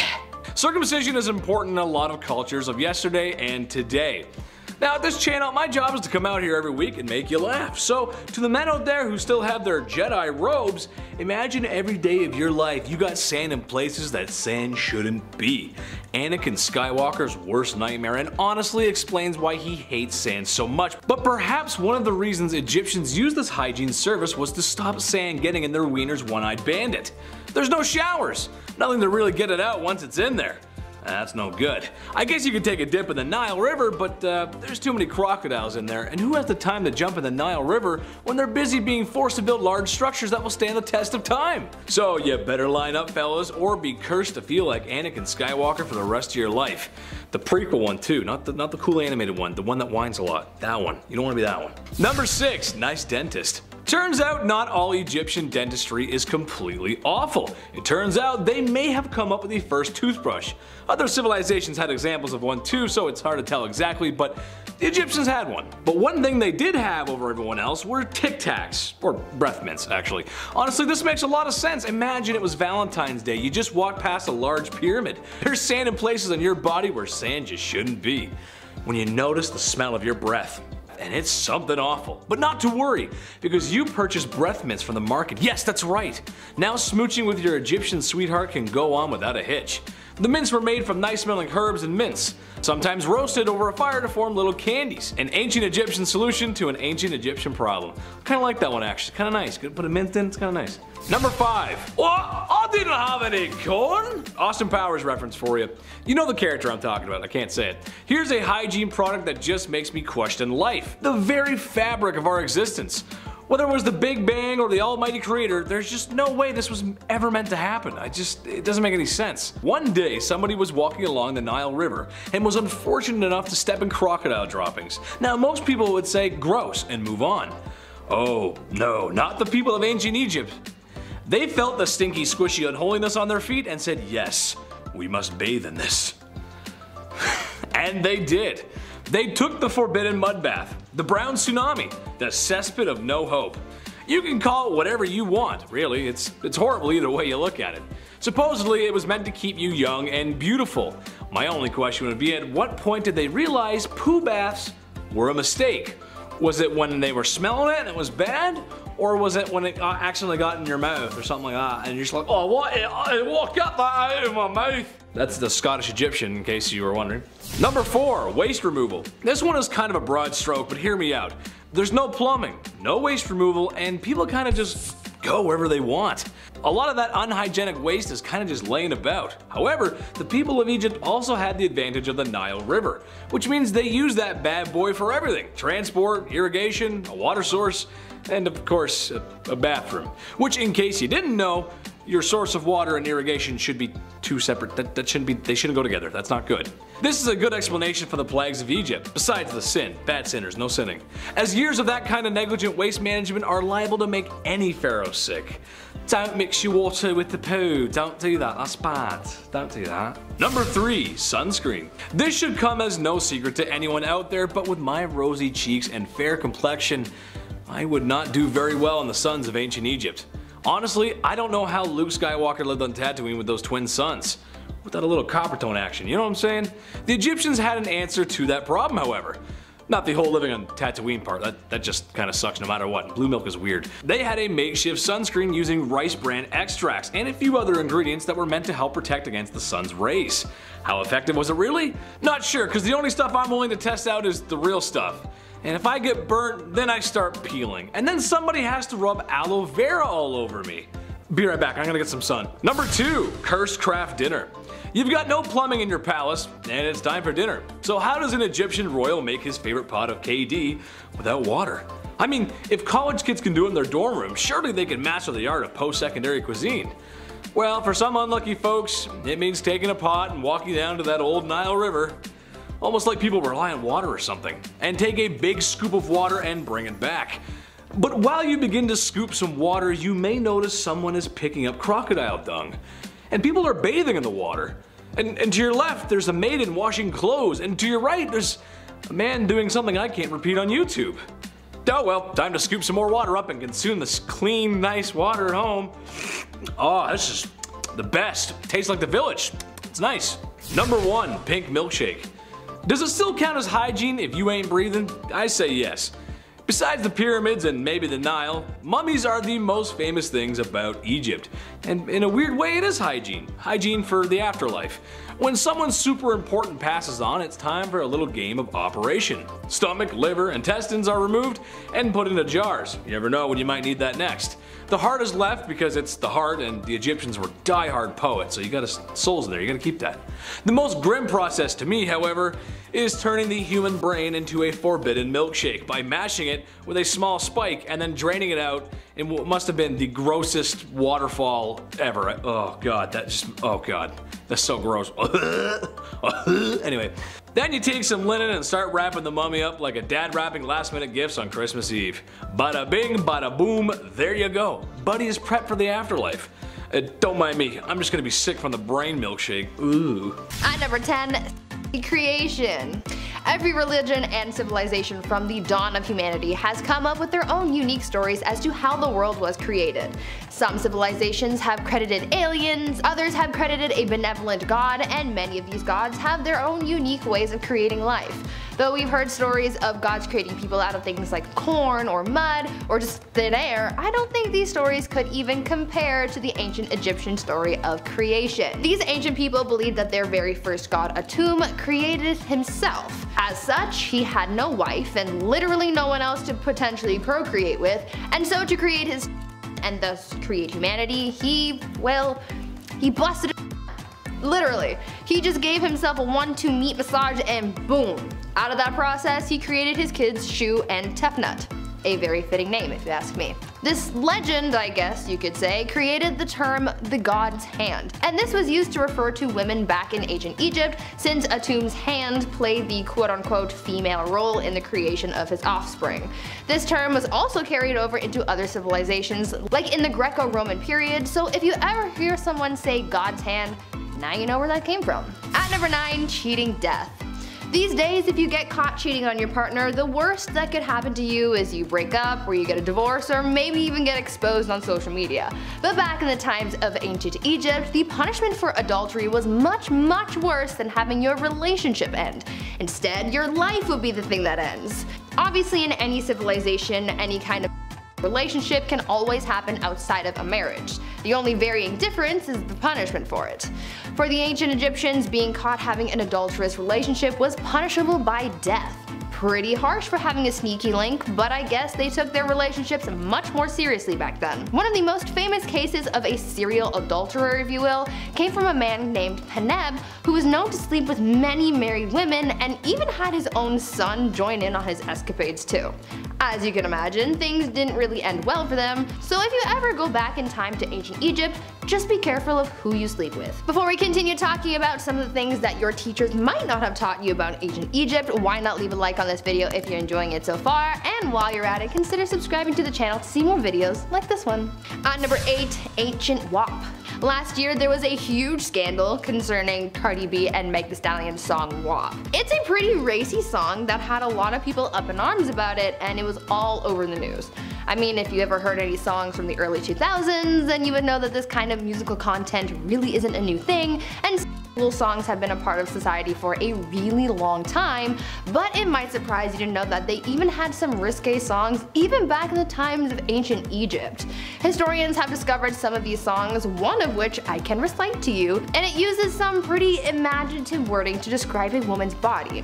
In an excerpt from said song, it says, quote, "The one, the sister without peer, the handsomest of all. She looks like the rising morning star, at the start of a happy year, shining bright, fair of skin, lovely the look of her eyes, sweet the speech of her lips, she has not a word too much. Upright neck, shining breast, her hair true lapis lazuli, arms surpassing gold, fingers like lotus buds, heavy thighs, narrow waist, her legs parade her beauty. With graceful steps she treads the ground, captures my heart with her movement." End quote. Now, it's no WAP, but for the ancient Egyptians, it was pretty spicy. At number 7, down the Nile. Now, I know that I've mentioned the story of Set and Osiris a couple times now, but their story is just so messed up and weird that I have to keep including the best parts of it. Anyways, we all know that Set overthrew his brother Osiris as the king of Egypt, and did so by killing him, but let's talk about exactly how that happened. Set was a really jealous guy, and he resented his brother for being king, so he devised a plan to trick his brother into a coffin. Set had a coffin designed exactly for Osiris's measurements, and while at a party, Set challenged Osiris to get in it, as he promised that he would give the coffin as a gift to anyone who could fit inside it. So yeah, it was rigged from the start. So Osiris gets inside, and obviously it was a perfect fit. What he didn't know though was that this was where he would remain forever, because Set sealed his brother in the coffin and sent it down the Nile River. After that, Osiris's wife/sister Isis went to go find him, and blah blah blah, we already know what happens next. At number 6, Lady of Plagues. Guys, if you haven't already clued in, we're still in a panorama, a panzerati, a pandemic. It seems like it'll never end, and after learning about the Egyptian goddess Sekhmet, I think I know why we're all going through this. It's because someone pissed her off big time. Sekhmet was known as the Lady of Terror, and if you don't get a good sense as to who she was just by her name, just you wait. This goddess had the ability to spread pestilence and plague against anyone who remotely angered her. So judging by that, I think if you believe in this kind of thing, someone has some serious apologizing to do. Because of this insane power, Egyptians were brought up to know that they had to stay on Sekhmet's good side, otherwise it would be risking the health and safety of themselves and those around them. So this is a PSA to whoever made Sekhmet so mad. Please go apologize. Buy her some flowers, make a sacrifice or two if you have to. Please just make her stop. It's literally my birthday today, and all I want to do is live out my 20s in peace. Please, just do it for me. At number 5, kitty love. We all know that the Egyptians loved cats. Why? I don't know. I honestly can't see why you would worship those angry little fur devils, but hey, to each their own, I guess. The Egyptians even had their own goddess for cats called Bastet, and though you might think that she was just some crazy cat lady goddess, you would be very, very wrong. Bastet had a dark side to her and was known as the Lady of Dread or the Lady of Slaughter. Kind of fitting for a name for a cat goddess, since they are also evil to their core. She was known to kill other gods like the god Apophis, whom she slaughtered by cutting off his head.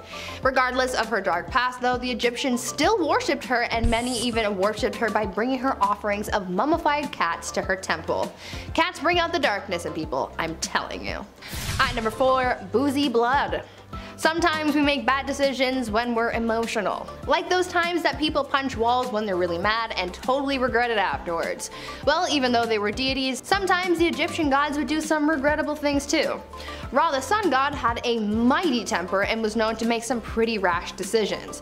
At one point, Ra decided that he wanted everyone to just die, and so he instructed his daughter Hathor to slaughter all the humans that she could find. Hathor was totally on the same page and was like, okay, bet, and went off to kill some humans. Luckily for humanity though, Ra came to his senses and had a change of heart, but by the time he caught up to Hathor, she became so bloodthirsty that there was no stopping her. So in an attempt to trick her into stopping her killing conquest, Ra filled 7,000 jars with beer and gave it to Hathor, who then became so drunk that she just gave up on her mission and decided not to kill everyone. Now they say that alcohol can't solve all your problems, but in this case it certainly did. At number 3, creation. There are so many creation stories out there created by various religions and civilizations. One of the more bizarre creation stories, however, belongs to the ancient Egyptians because their first god did something a little weird to create life as we know it. These ancient people believed that their very first god, Atum, created himself, and as such he had no wife and literally no one else to potentially procreate with, and so to create his children and thus create humanity, he pumped the hose and released humanity, if you get what I'm saying here. If not, you're too young to be here. Anyways, out of his pleasurable process, he created his kids Shu and Tefnut. This legend also created the term the god's hand and was used to refer to women back in ancient Egypt, since Atum's hand played the quote-unquote female role in the creation of his offspring. But yeah, I guess you could say that Atum was very pleased with what he created. At number 2, giant snake. There were a lot of strange animals in Egyptian mythology, one of them being a giant snake. The Egyptian god Apep was a giant snake who had some serious snake beef with their sun god Ra. They were polar opposites, Ra being the light, literally, and Apep representing darkness, chaos, and evil. One day, Apep just seemed to have had enough with Ra and all of his sunshine, goodness, and positive vibes, and just swallowed him up. He gobbled up Ra and the sun, leaving the world in complete darkness. Luckily, the other gods were there to save the day, and they had to slice Apep's belly open to free Ra and restore light to the world. This evil danger noodle lost this battle, but at least he got a taste of that spicy meatball in the sky. And finally, at number 1, a hearty meal. There are two sides to every person. Some people are nice on the surface, but they have a dark core that they keep hidden from the world. And the same could sort of be said for the Egyptian god Khonsu. You see, the gods were seen as helpful, but people also feared them, for good reason. I mean, these guys could pack a punch, and Khonsu was one of those guys with a serious dark side. Khonsu was the god of the moon, and was also seen as the god of healing. Sounds super positive and all, however, he was also known to eat people's hearts. Yeah, human hearts were a choice snack of his, but he was also known to dine on the hearts of select gods as well. He definitely isn't the guy to mess with, because you might become his next hearty meal. At number 10, brotherly love. There were some weird things happening between the gods in Egyptian mythology, as we will come to learn through this video. To get us started on this journey through the strangest of stories, let's talk about some serious closeness between the gods Osiris and Isis. These two gods were husband and wife, but they were also brother and sister. Yeah, it's weird, but they were gods, so I guess it was fine. These two ruled Egypt until their other brother Set killed Osiris. When her husband died, Isis went on a search to find Osiris's body because she just really wanted to have a child with him and just wasn't gonna let pesky old death get in her way. When she found Osiris's remains, she was able to resurrect him for long enough for them to conceive a child. However, that process was a little difficult because she wasn't able to get the most important part of him for that because a fish had apparently eaten his member. Again, Isis was a very resilient woman, and quite crafty too because she just crafted him a new device, if you will, and they went on to produce a son, Horus, who would later become the new king of Egypt. This story is a little weird, don't get me wrong, but it's also a story of perseverance, I guess, so maybe it's not all bad. At number 9, trophies. I know a lot of people like to save little mementos and souvenirs from things that meant a lot to them in life. People save movie stubs from their first date with someone, little objects from their childhoods, and a whole collection of other things saved from different points of their lives. There was an Egyptian god who sort of did the same thing, but a little creepier. Well, actually it was a lot creepier. The god Anubis was the god of mummification, and I guess you could say that he just really liked his job. He was part of the embalming process for some big names like Osiris. See, tying it back to the previous story when the god Set killed his brother Osiris, he got pretty buddy-buddy with Anubis because he offered Osiris's organs to the god of mummification. But not for Anubis, since he was known to collect pieces of the remains of people that he had embalmed. He had a thing for limbs and other remains, I guess. It was a weird collection to have, that's for sure, but for the god of mummification, it almost seems fitting. Before we carry on talking about some of these strange things that Egyptian gods did in their mythology, why not leave a like on this video if you're enjoying it so far, and while you're at it, maybe consider subscribing to the channel to see more videos like this one. At number 8, the last snack. For the Egyptians, a person's burial and their soul's final journey was a very big deal. We are probably all familiar with the mummification practices of the ancient Egyptians and all that, but what comes after was also pretty interesting. When someone died, it was believed that their soul would then move on to be judged. The soul would leave their body and go to the underworld searching for the Hall of Truth. Once they found it, they would then be judged on who they were in their life, and if they passed the test, then they got to go to paradise. But if they failed, then they became a nice little snack for the goddess Ammit. Ammit was known as a demon goddess and dubbed the devourer of Amenti. When the deceased was tested and their heart was weighed against a feather, if they failed that test, then Ammit would eat the person's essence and they would vanish for eternity. Obviously you wouldn't want that to happen, so I guess this was just an incentive for Egyptians to live life as a good person. Number 7. Black ink. So you make papyrus paper, but what the heck are you gonna use to write on it? Ink. You're gonna use ink. Obviously. That's right, the ancient Egyptians actually invented ink. Now, they weren't the only ones, the Chinese also invented ink around the same time as well. But this video ain't about them. The ink used by the Egyptians was made from soot and ash from burning wood or oil mixed with water. Some of their inks even contained lead that would help ancient Egyptians bind the ink to the paper. But they didn't just use black. They had red inks made from iron-based compounds as well as blue, green, white, and yellow. It was a colorful place, and they were likely a colorful people. Number 6, the haircut. A little off the top, Ramses. Honestly, it's time for me to get a haircut too. Is there any mommy out there willing to cut a blue-eyed boy's hair? I wish. I could go for some home cooking too. Anyway, I digress. Yes, the Egyptians very well may have invented the haircut, or at least regular grooming practices. Having long hair just wasn't in their culture, and honestly, in the hot sun and sands of Egypt, can you blame them? I don't think so. When I was younger, I used to have my head shaved. I thought it looked good. It kinda did, but the main reason I did it was because it kept me cool. It was functional. It may surprise you that yes, we got hot summers in Canada. So I can understand why the Egyptians did that. That being said, they did manage to keep some of their facial hair because beards are like makeup for men. We just look better with them. We look good. It's a good look. Number 5, the plow. Back in the day when we started to move away from the hunter-gatherer lifestyle to more of a work the land and make a new farm lifestyle, Omari would go out into the field with his hoe and cultivate his land by hand. As you can imagine, this takes a hell of a long time, but we're a problem-solving species. That's why we got to where we are now. And to the plow and the evolution of agriculture. So basically, you take your 2 favorite oxen and you connect them together, and you connect them to a beam of wood that shoots out behind to the plow handle and to the blade of the plow that would go into the ground and be dragged behind by the ox, breaking up the ground. All the farmer has to do is sow the seed. This simple invention changed everything, and it's still used in places where machinery is just unaffordable. Number 4, the calendar. No one would blame you if in the last 2 years you forgot what day it was. I know after spending a lot of time inside, I forgot what day it was, but every day is a Saturday when you eat spicy chicken wings in your tighty whities. Well, the Egyptians may have had one of the first calendars, and a gosh darn good one too. Their calendar had 12 months and over 300 days. The trouble is, after a while, it kind of got a little inaccurate. They did their best to fix it. I mean, clearly, if you look at the calendar, clearly it's the 5th of, well, I think that looks like 3 men walking in sand. And next month we have a special festival happening. It looks like it'll be a sunny day on the 12th of man with ball on his hat. Hieroglyphs are hard, man. I don't know. Number 3, clocks. Alright, so I'm not going to sit here and tell you the Egyptians invented the modern clock. No. But they did have to tell time, and as any dad or survival guru will tell you, the most reliable way to tell what time of the day it is would be that massive floating ball of plasma in the sky, the sun. Assuming it isn't a super cloudy day or anything.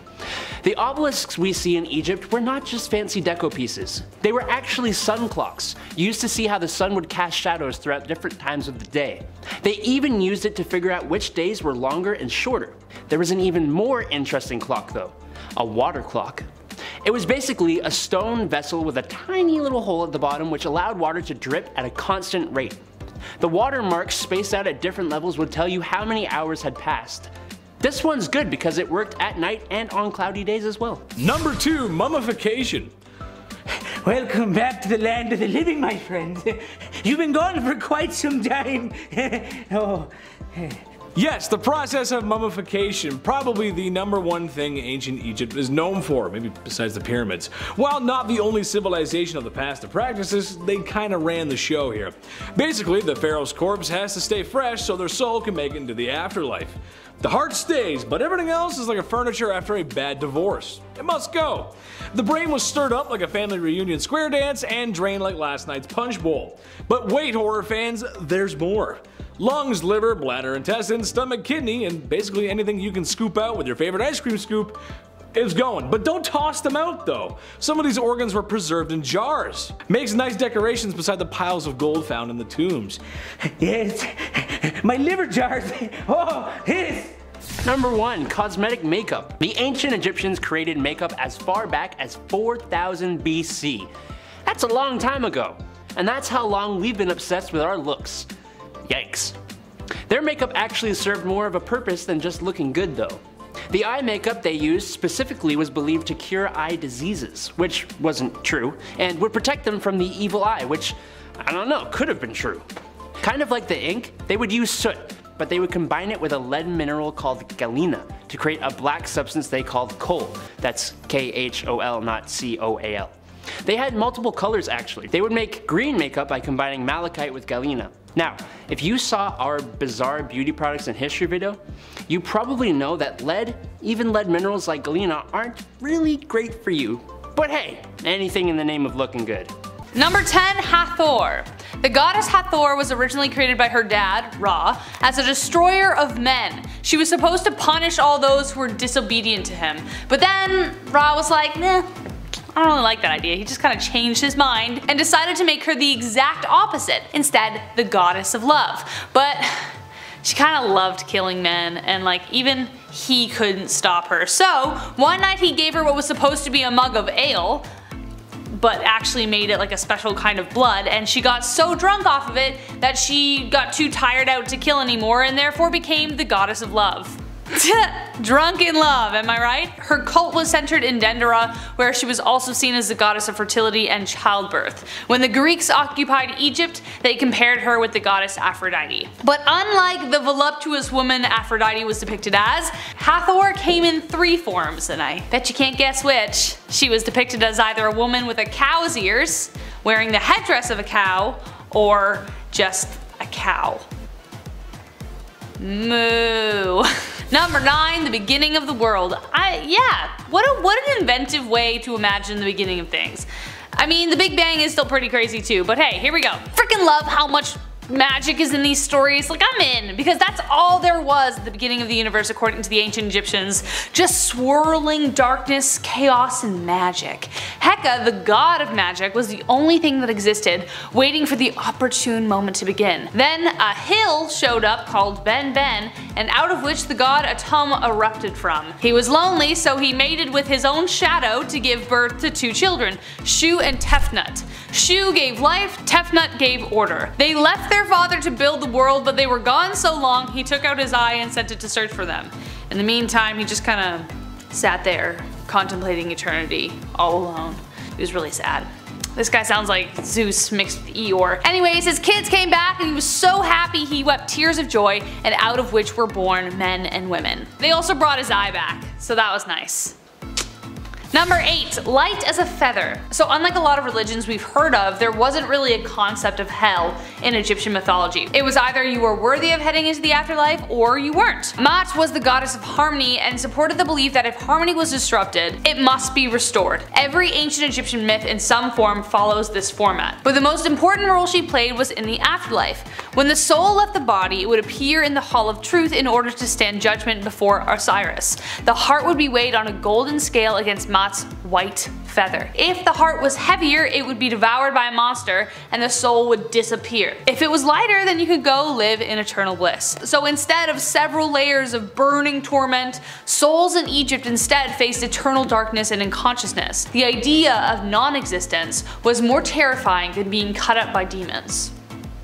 Huh. Number 7. Queen Nefertiti, the queen of the 18th dynasty of ancient Egypt, the beloved royal wife of Pharaoh Akhenaten. Nefertiti and her husband were known for a religious revolution in which they worshipped solely the sun disk Aten as their one and only god.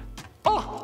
Blasphemy! She reigned during what was arguably the wealthiest and most lavish period of ancient Egypt. Here's the weird part. We don't know where she is. Usually kings and queens are buried in very spiritual, very high-ranked places like the royal tomb. Easy to find. But nope, no one can find her, or even know what happened to her. In 2015, archaeologists thought, with high-resolution scans, voids that are behind the walls of Tutankhamun's tomb proposed maybe that she was there. Nope, no Nefertiti. In 2003, archaeologists thought through the hair DNA, Nefertiti's mummy may have been, quote, the younger lady. Nope. Turns out it was just Tutankhamun's mom. So what exactly happened to this famously revered queen? Who knows? Aliens, dude. When in doubt, always aliens. You know what I mean? Number 6. King Tut's death. When archaeologists opened a sarcophagus in Egypt's Valley of the Kings for the first time in 1923, it was the discovery of a lifetime. The ancient Egyptian boy king, King Tutankhamun, the burial chamber of the 19-year-old who ruled 3,300 years ago. But why did he die so young? DNA tests and CT scans show he suffered from malaria, a broken leg, and congenital deformities associated with inbreeding, common amongst royalty. Ouch. Because of his tomb's extremely small size, historians think King Tut's death must have been unexpected unexpected, and his burial rushed by A, who succeeded him as a pharaoh. The tomb's chambers were packed to the brim with more than 5,000 artifacts including furniture,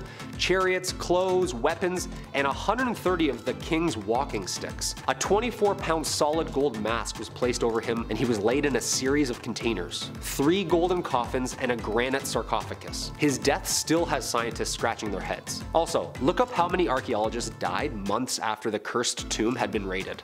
Yeah, you don't want to know. Number 5. The Lost Labyrinth. Archaeologists uncovered what's believed to be the remains of a long-lost labyrinth below the sand of the Pyramid of Hawara, known as, quote, the Labyrinth. Built by Amenhotep III, it was the most visited sites of the ancient world. Greek Herodotus claimed to have counted 3,000 rooms in the pyramid's funeral complex during the 5th century BC. According to them, the underground temple consists of over 3,000 rooms filled with remarkable hieroglyphics and paintings. Close, too, located less than 100 kilometers from Cairo. In 2008, with the aid of ground-penetrating technology, a Belgian-Egyptian expedition was able to confirm the presence of an enormous underground temple. With no visible remains, the story was thought to be a legend passed down until Egyptologists uncovered its foundations in the 1800s. The results of this expedition indicate the presence of grid-like structures deep beneath the sand. Please tell me there's no minotaur just running around down there.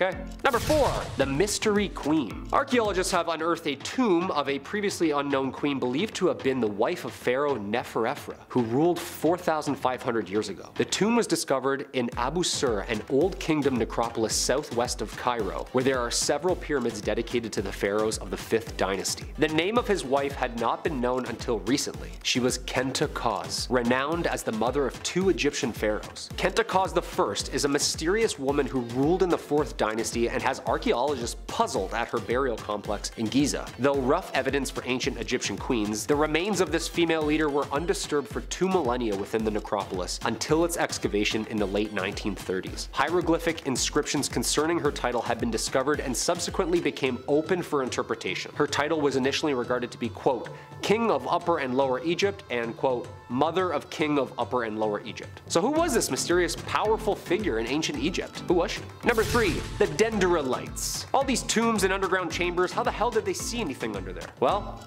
we really don't know, but we have some sort of direction. These ancient battery-looking light bulbish things could have maybe been the power source. Ancient Egypt seems to be full of keyholes, drill holes, and shafts that are literally impossible without high-powered tools. Most people say aliens, me included, but I also say the Dendera light bulbs. They've been theorized as being some sort of battery. The Hathor temple at Dendera contains several relief depictions Harsumtus in the form of a snake emerging from a lotus flower. The Dendera light is a variation of this motive, showing Harsumtus in an oval container, a snake inside taking a number of humans to lift, and it holds apparent meanings of the start of creation. Look, I don't care what you say, this thing is a light bulb. It's got a filament. And coils? Come on, drill holes? They couldn't have just lit fires underground? The smoke? The heat? I don't think so. Now, a couple of DeWalt's.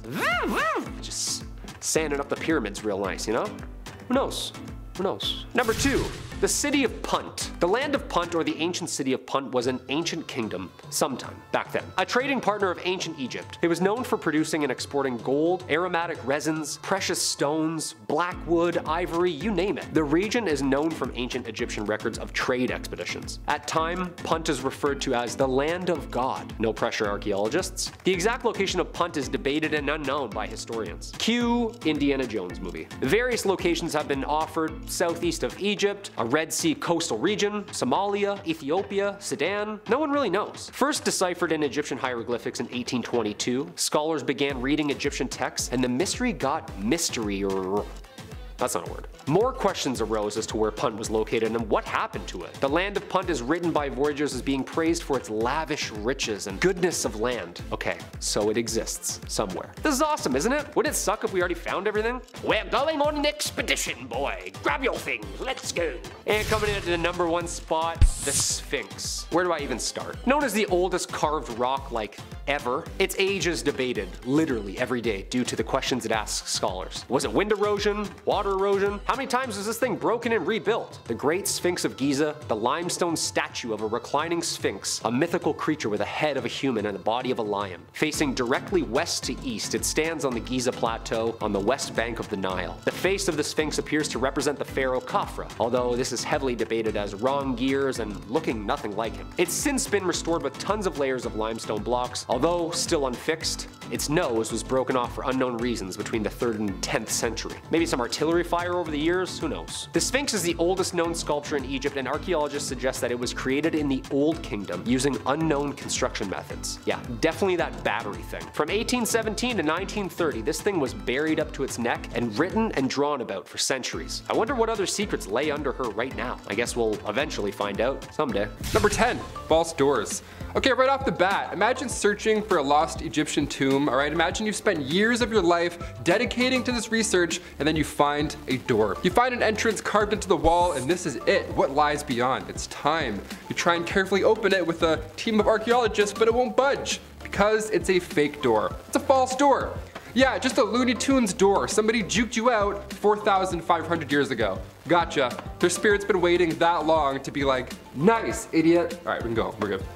False doors in Egyptian tombs were quite common in ancient Egyptian times, but if we look elsewhere throughout history, we find false doors in ancient Rome, in both tombs and the interior of homes, so that ought to be confusing for any house guests back then. It's also important to note that Egyptian culture was influenced by Mesopotamian architecture, so we've had fake doors around for a while now, a lot of confusing people for thousands of years. Ancient Egyptians believed that these false doors were a connection to the dead, and that spirits were able to travel here and there throughout living and death. Most false doors can be found on the West Wall because Egyptians believed the West to be the land of the dead.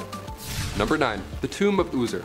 Back in March 2010, the Egyptian Supreme Council of Antiquities released this photo. This 6-foot-tall slab of pink granite was carved over 3,500 years ago, and this door was found near Karnak Temple in Luxor, and originally it belonged to the chief minister of Queen Hatshepsut back in the 15th century. Now, User was a high-ranking official and held the position of vizier for 20 years at that time, so in turn, he got his own fancy tomb located on the west bank of the Nile. Remember, Egyptians associate the West with the land of the dead. That's going to come in quite a few times in this video. The actual slab of granite, this door, was found far away from its home. It had been moved thousands of years later and ended up in an ancient Roman era building. Never thought I'd have to say this, but don't steal doors from the dead. Got it? Okay, let's move on. Number 8, Alexandria Black Tomb. What if we found a tomb and then just opened it, you know? What if we found a mysterious black granite tomb in Alexandria, say back in 2018? Do you think it would be wise to just open it because we're curious?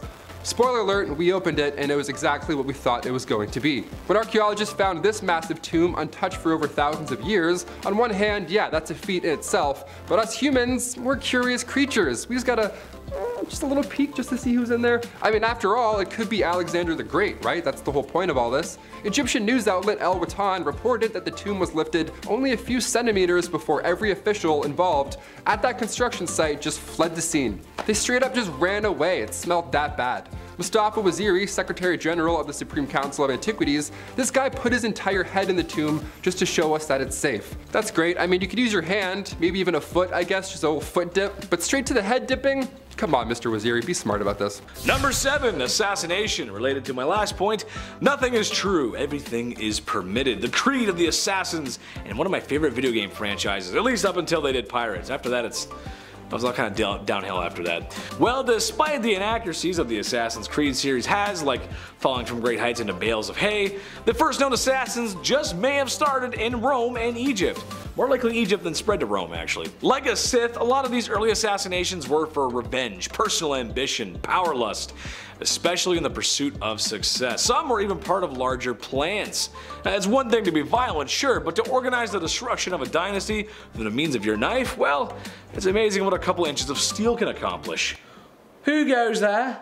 Someone's knocking on the door? We're good. Okay, anyway, sorry. Number 6, treason. Law and order in Egypt were associated with something called Mahat. I believe that's how you say it, which refers to truth and justice within society. Like I said before, great idea, great start, but more often than not, the ancient Egyptians had to fight off a lot of treason and corruption. More than they like to admit it. Like when King Ramses III chose the heir to his throne, and well, it wasn't who his wife had picked out, so there was going to be problems. There was a lot of wives, sons, and breeding. There's confusing lines. So, in order to get what she wanted, she was going to stab him in the back. Literally. Well, her plot was unfoiled, and her and all the conspirators were immediately unalived as punishment. There wasn't even a burial service, as they were all thrown in the river afterwards. No amount of money or bribery could save them there. Number 5. Thigh or leg. Ever sit down at the holiday dinner table and your uncle's cutting the turkey and says, "Are you a thigh man or are you a leg man?" Except he says the same thing every Christmas, and you can't wait for him to say it because that means you're another second closer to not being there. Anxiety's a heck of a thing, man. I don't have anxiety that bad. I'm just trying to relate to some of the people out there. I feel like I've been there with you. I don't know. Well, this was no Christmas, and this certainly was no turkey, but people we're talking about here. Yeah, we're talking about people. When someone was found to have done a serious enough crime, but not serious enough to be unalived, the authorities met in the middle by taking a leg. Oh god, that's awful. Now some of you might be thinking, well, I guess it's not that bad. You lose a leg and you move on, but imagine being held down and someone hacking your leg off with a bronze tool because steel doesn't exist yet. Oh, awful, awful, no good, no painkillers. Number 4, homework. Homework, homework, homework, homework, homework. Love it or hate it. Well, I actually hate it, and so do most of my friends. Some say it's needed in a modern world to teach efficiently, some argue it doesn't do anything at all. I did my homework 90% of the time, believe it or not, and I know some of you are going to comment and say, "Oh, Chetty, no you didn't." I did, I really did. But when I didn't, I would usually come in and charm my way out of it. "Hi, Miss Middleton, you look great today, you're the best." It worked most of the time, what can I say? Usually on the female teachers, it didn't work on the male teachers though. But the worst that would have happened is that I would lose a % off my grade here or there, but I just make it up back on the test, no problem. Well, scribes in ancient Egypt weren't so lucky. They were very important as they were literally the writers of the time. They described the history. It's pretty cool actually. However, if they chose to stay up all night and play Call of Duty like I did, well, their punishment was a more of the violent physical variety and not so much the stern talking to or "I'm going to phone your mother" variety. My mom didn't care. Number 3, caning. Another creative punishment for crimes was caning of the feet, which is actually arguably the worst thing on this list. Since, you know, we use feet every time we walk or do something, you're gonna need spa treatment after this one. A very simple process. The person is strapped down, feet exposed. A governing official then takes as many lashes to the feet as required. Painful, humiliating, and possibly dangerous.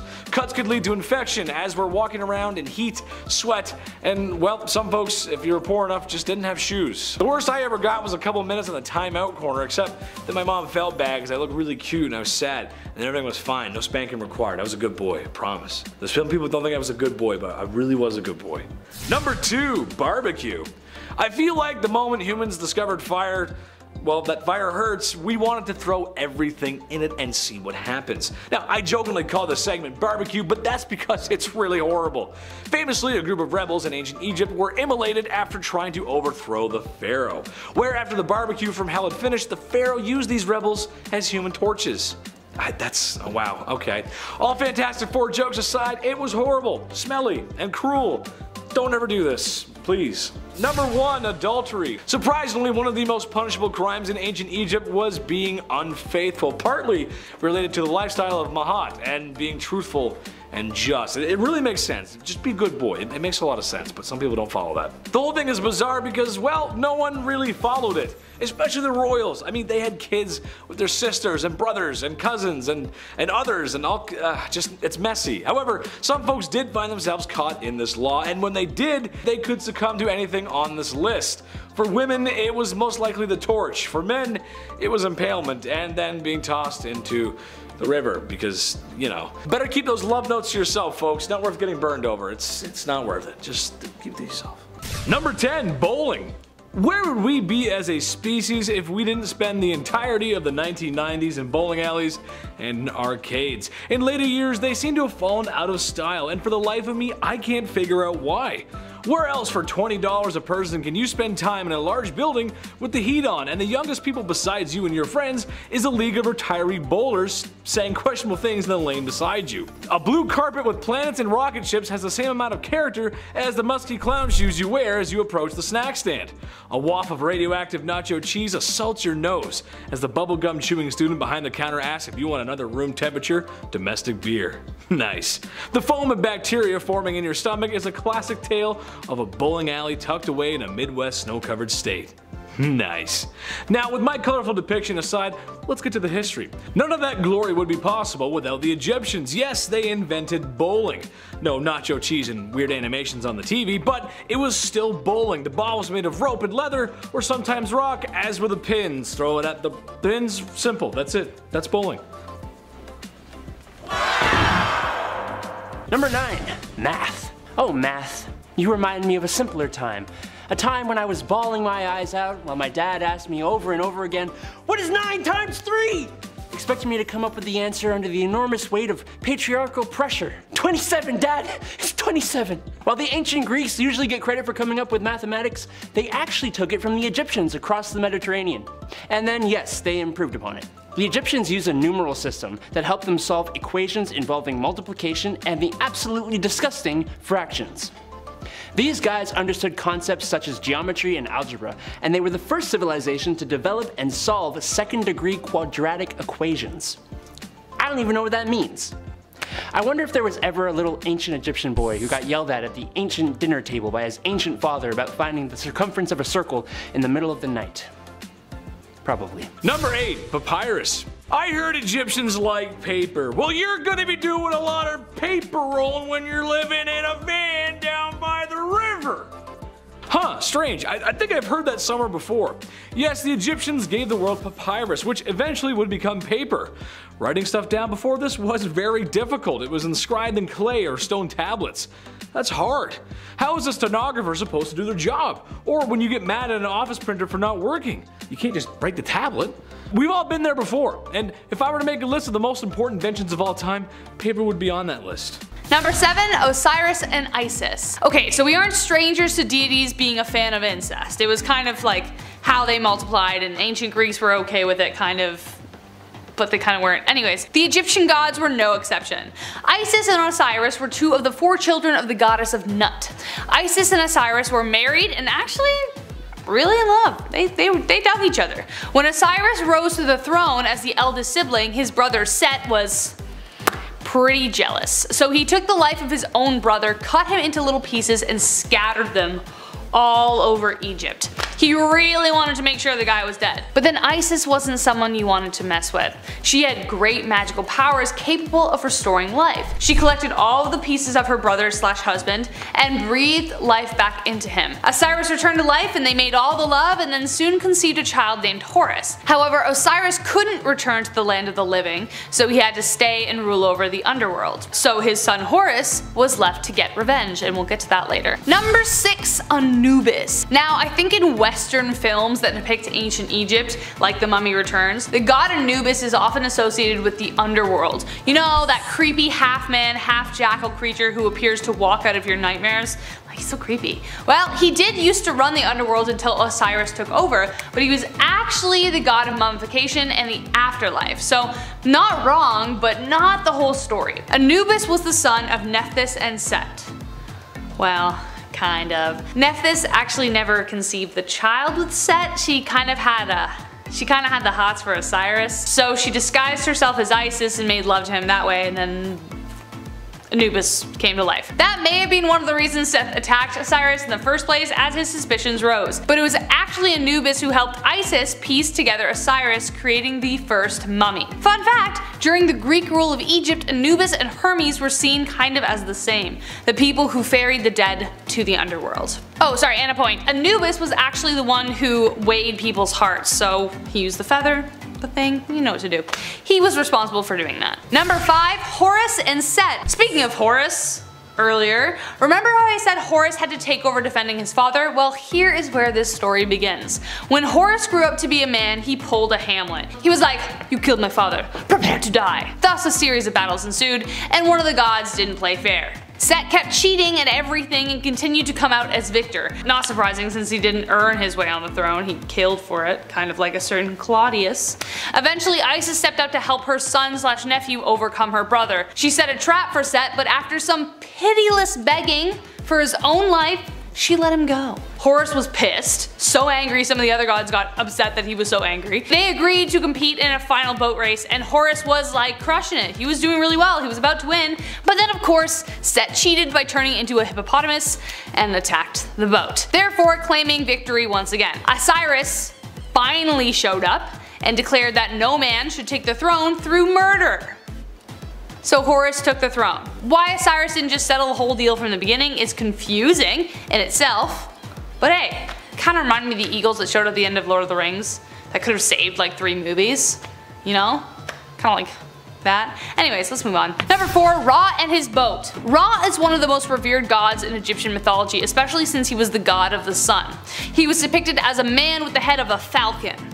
That kinda makes sense. He was once the greatest of all gods but had to take a step back after he got too old and tired, and especially considering his task, I can see why. His job was to drive away darkness and sail across the skies delivering light wherever he went. But at night he would dive into the underworld and have to cross 12 gates. 12 hours, an hour per gate. After paying his respect to Osiris every night, a giant snake named Apophis tried to attack and swallow the boat. Every night! Poor guy, no wonder he got worn out. Every day it got harder to defend, and even one night, Apophis succeeded, but could only hold the sunlight for so long. She threw it up, which explained solar eclipses. After Set was cast out after the whole nephew battle, he ended up serving Ra in his boat and kept the snake at bay, but there's something confusing coming later that I think you'll agree is very confusing, so here we go. Coming up next we have Bast, number 3. Have you ever had a cat look you up and down and kind of like expect something? Like worship, you know? Are you a cat person? Dog person? Let me know in the comments. Well, that's because cats were a big deal in Egyptian mythology. They even had their own goddess. Bastet was a cat goddess depicted as a woman with a cat's head. Cats had a meaningful role in ancient Egypt as they protected their food from rats and snakes. They were even seen as family members, and to harm one was punishable by death. Legend says that sometimes cats would enter burning buildings to save their families. If they died, the goddess would bring them back to life, hence the idea of cats having 9 lives.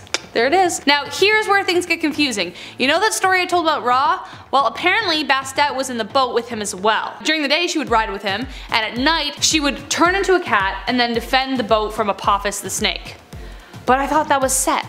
So many conflicting things. I saw like a couple different stories who said each thing was different, so who knows. Number 2, Jeb and Nut. Yet another sibling partnership, we have Jeb and Nut.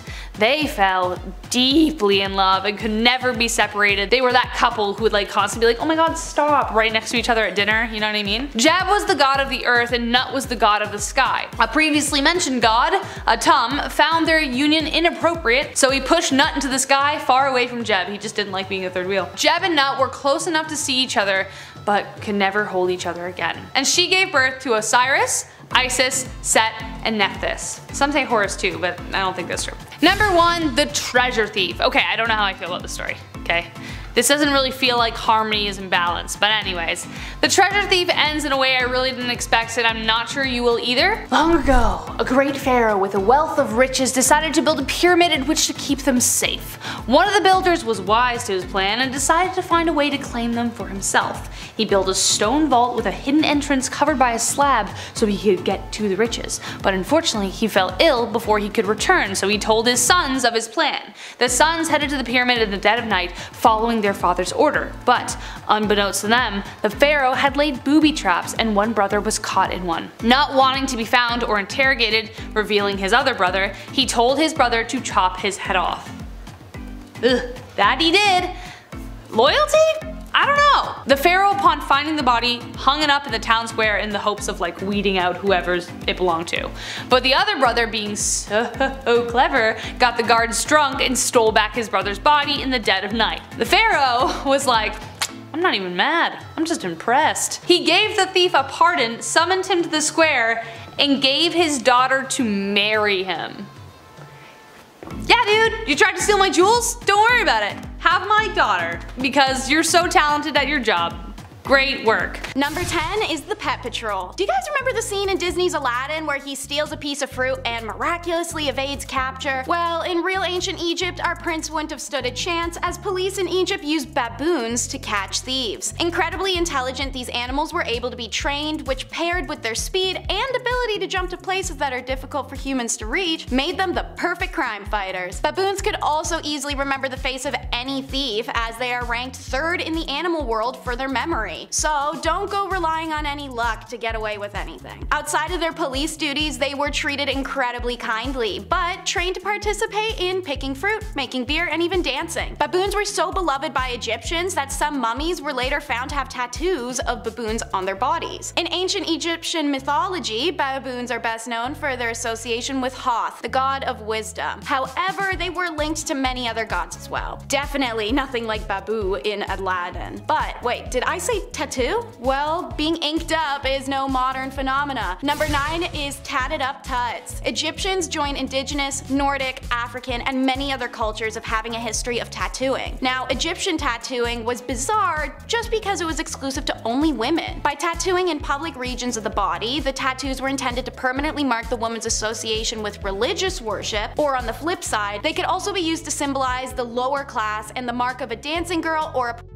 That's what also makes it so bizarre. We can't really figure out why it was only women, what they meant, or what they symbolized beyond the vague generalization I just gave you. Tattooed mummies dating back to the 11th century dynasty have been found by archaeologists, some with religious symbolism, other with dots and swirls located on the lower chest, the abdominal, and the thighs. Some mummies were believed to have been tattooed with medical symbols, potentially to treat ailments. Although the meaning of ancient Egyptian tattoos may be unclear, it seems evident that they had an array of implications and that women of many different social classes chose to wear them. Baddies. Speaking of things we can't understand, number 8 in our countdown is my favorite pun yet. I put that shit on everything. Except quite literally. Egyptian doctors used human and animal excrement as a cure-all remedy for diseases and injuries. According to Eber's papyrus recording in 1500 BC, animal feces such as donkey, dog, gazelle, and fly were all celebrated for their healing properties and considered to ward off bad spirits. While we know that Egyptian medicine was incredibly advanced, even having doctors who were specialists, you can't help but question this logic. However, like with most things the Egyptians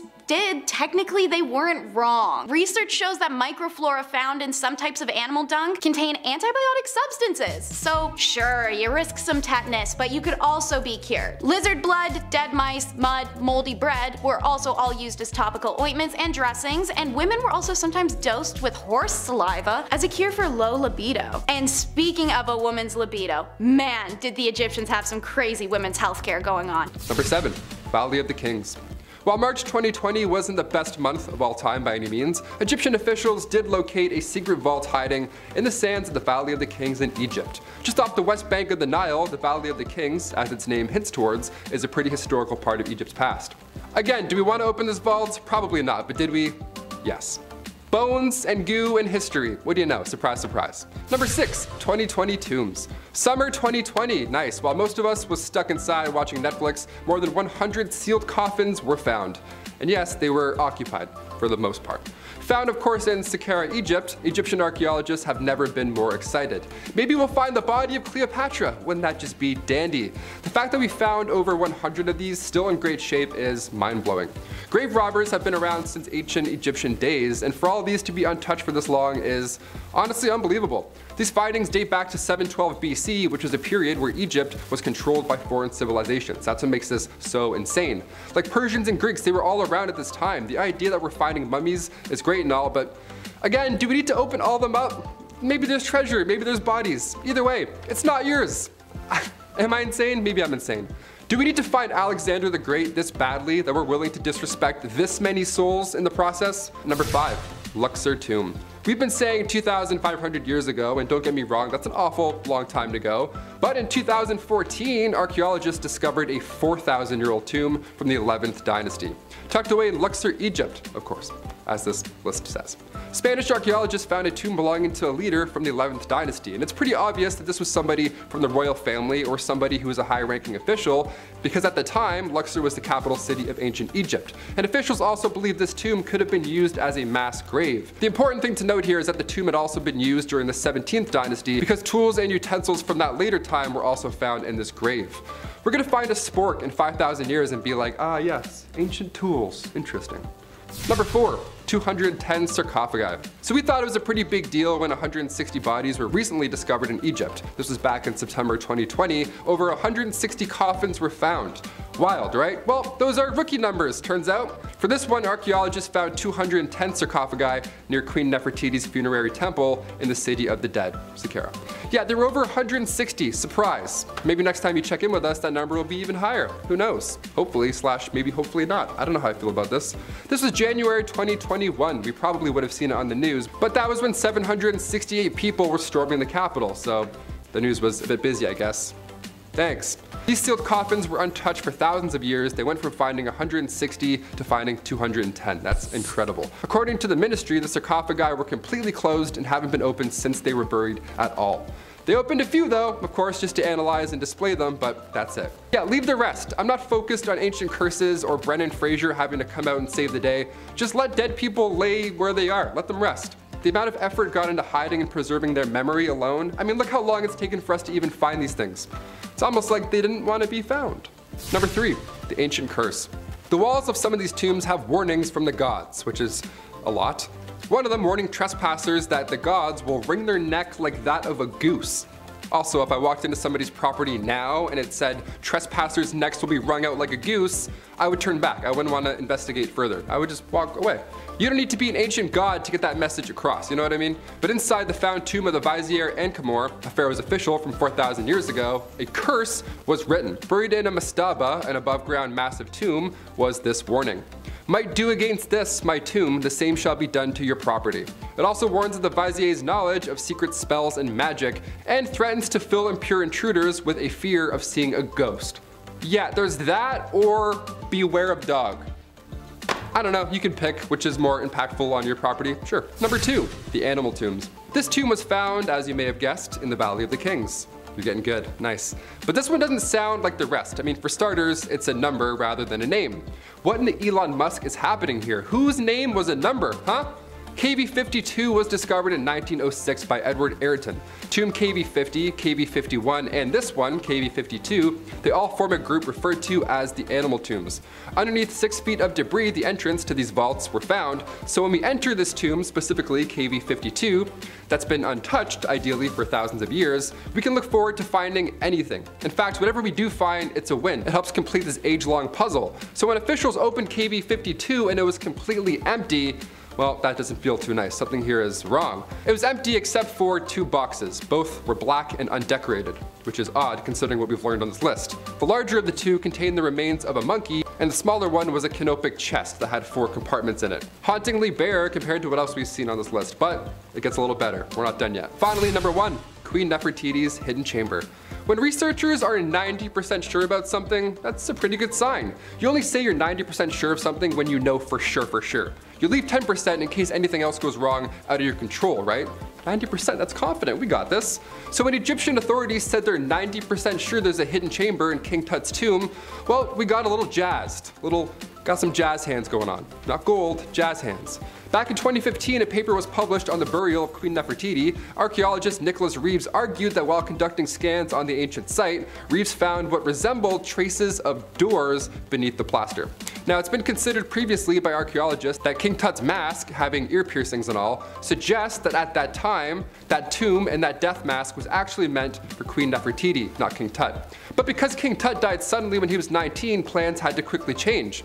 90% sure is good enough for me. What do you guys think? Comment down below all your thoughts. Number 10, grave robbing. Probably the most infamous crime of the time and today, really.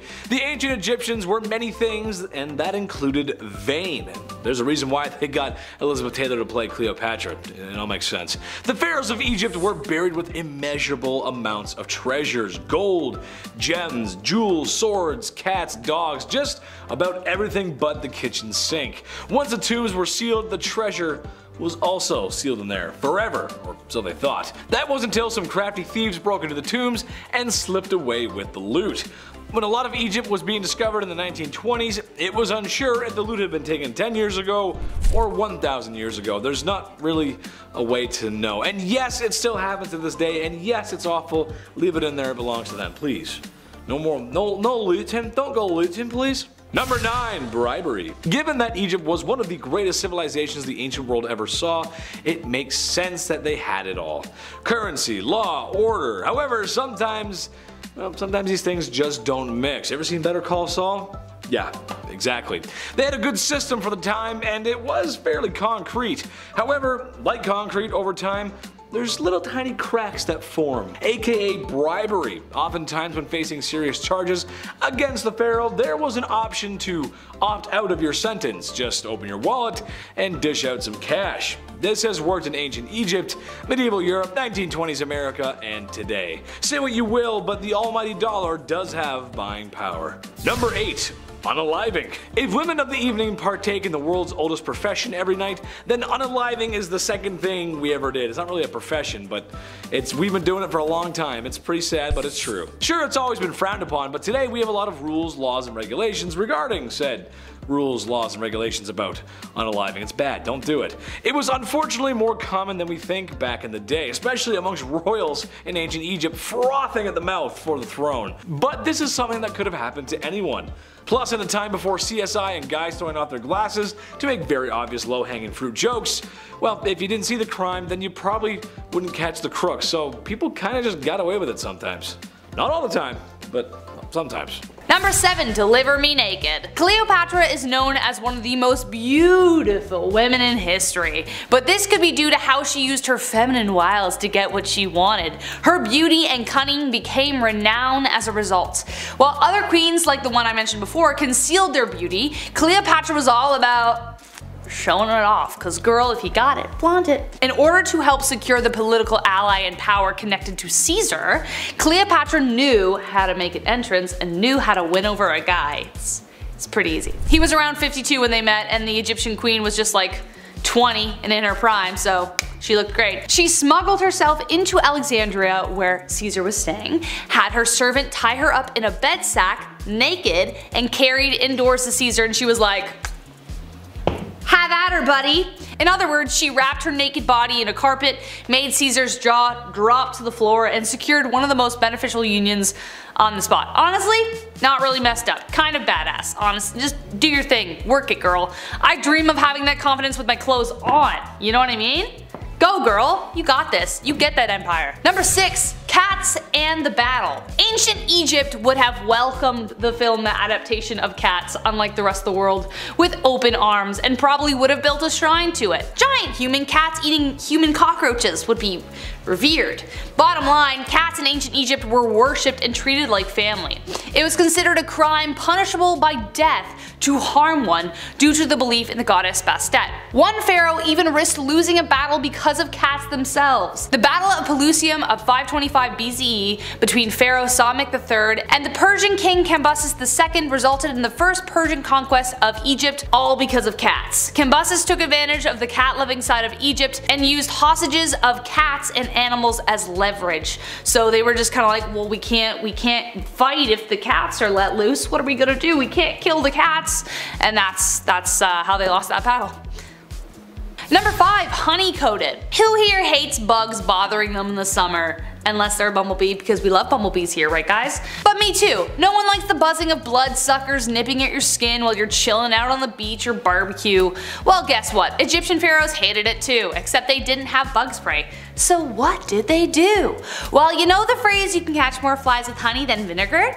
Well, they took that literally. Conveniently, they had servants around them at all times, so to help with the bug problem, they covered them with honey so as to distract the bees and the bugs. So as the pharaohs lounged on the sand or wherever they were, their dutiful servants took on the job of taking on the bug bites. King Pepi, for instance, had a dedicated slave in his entourage who endured it every day, poor guy. It was so effective that he had one designated in each room.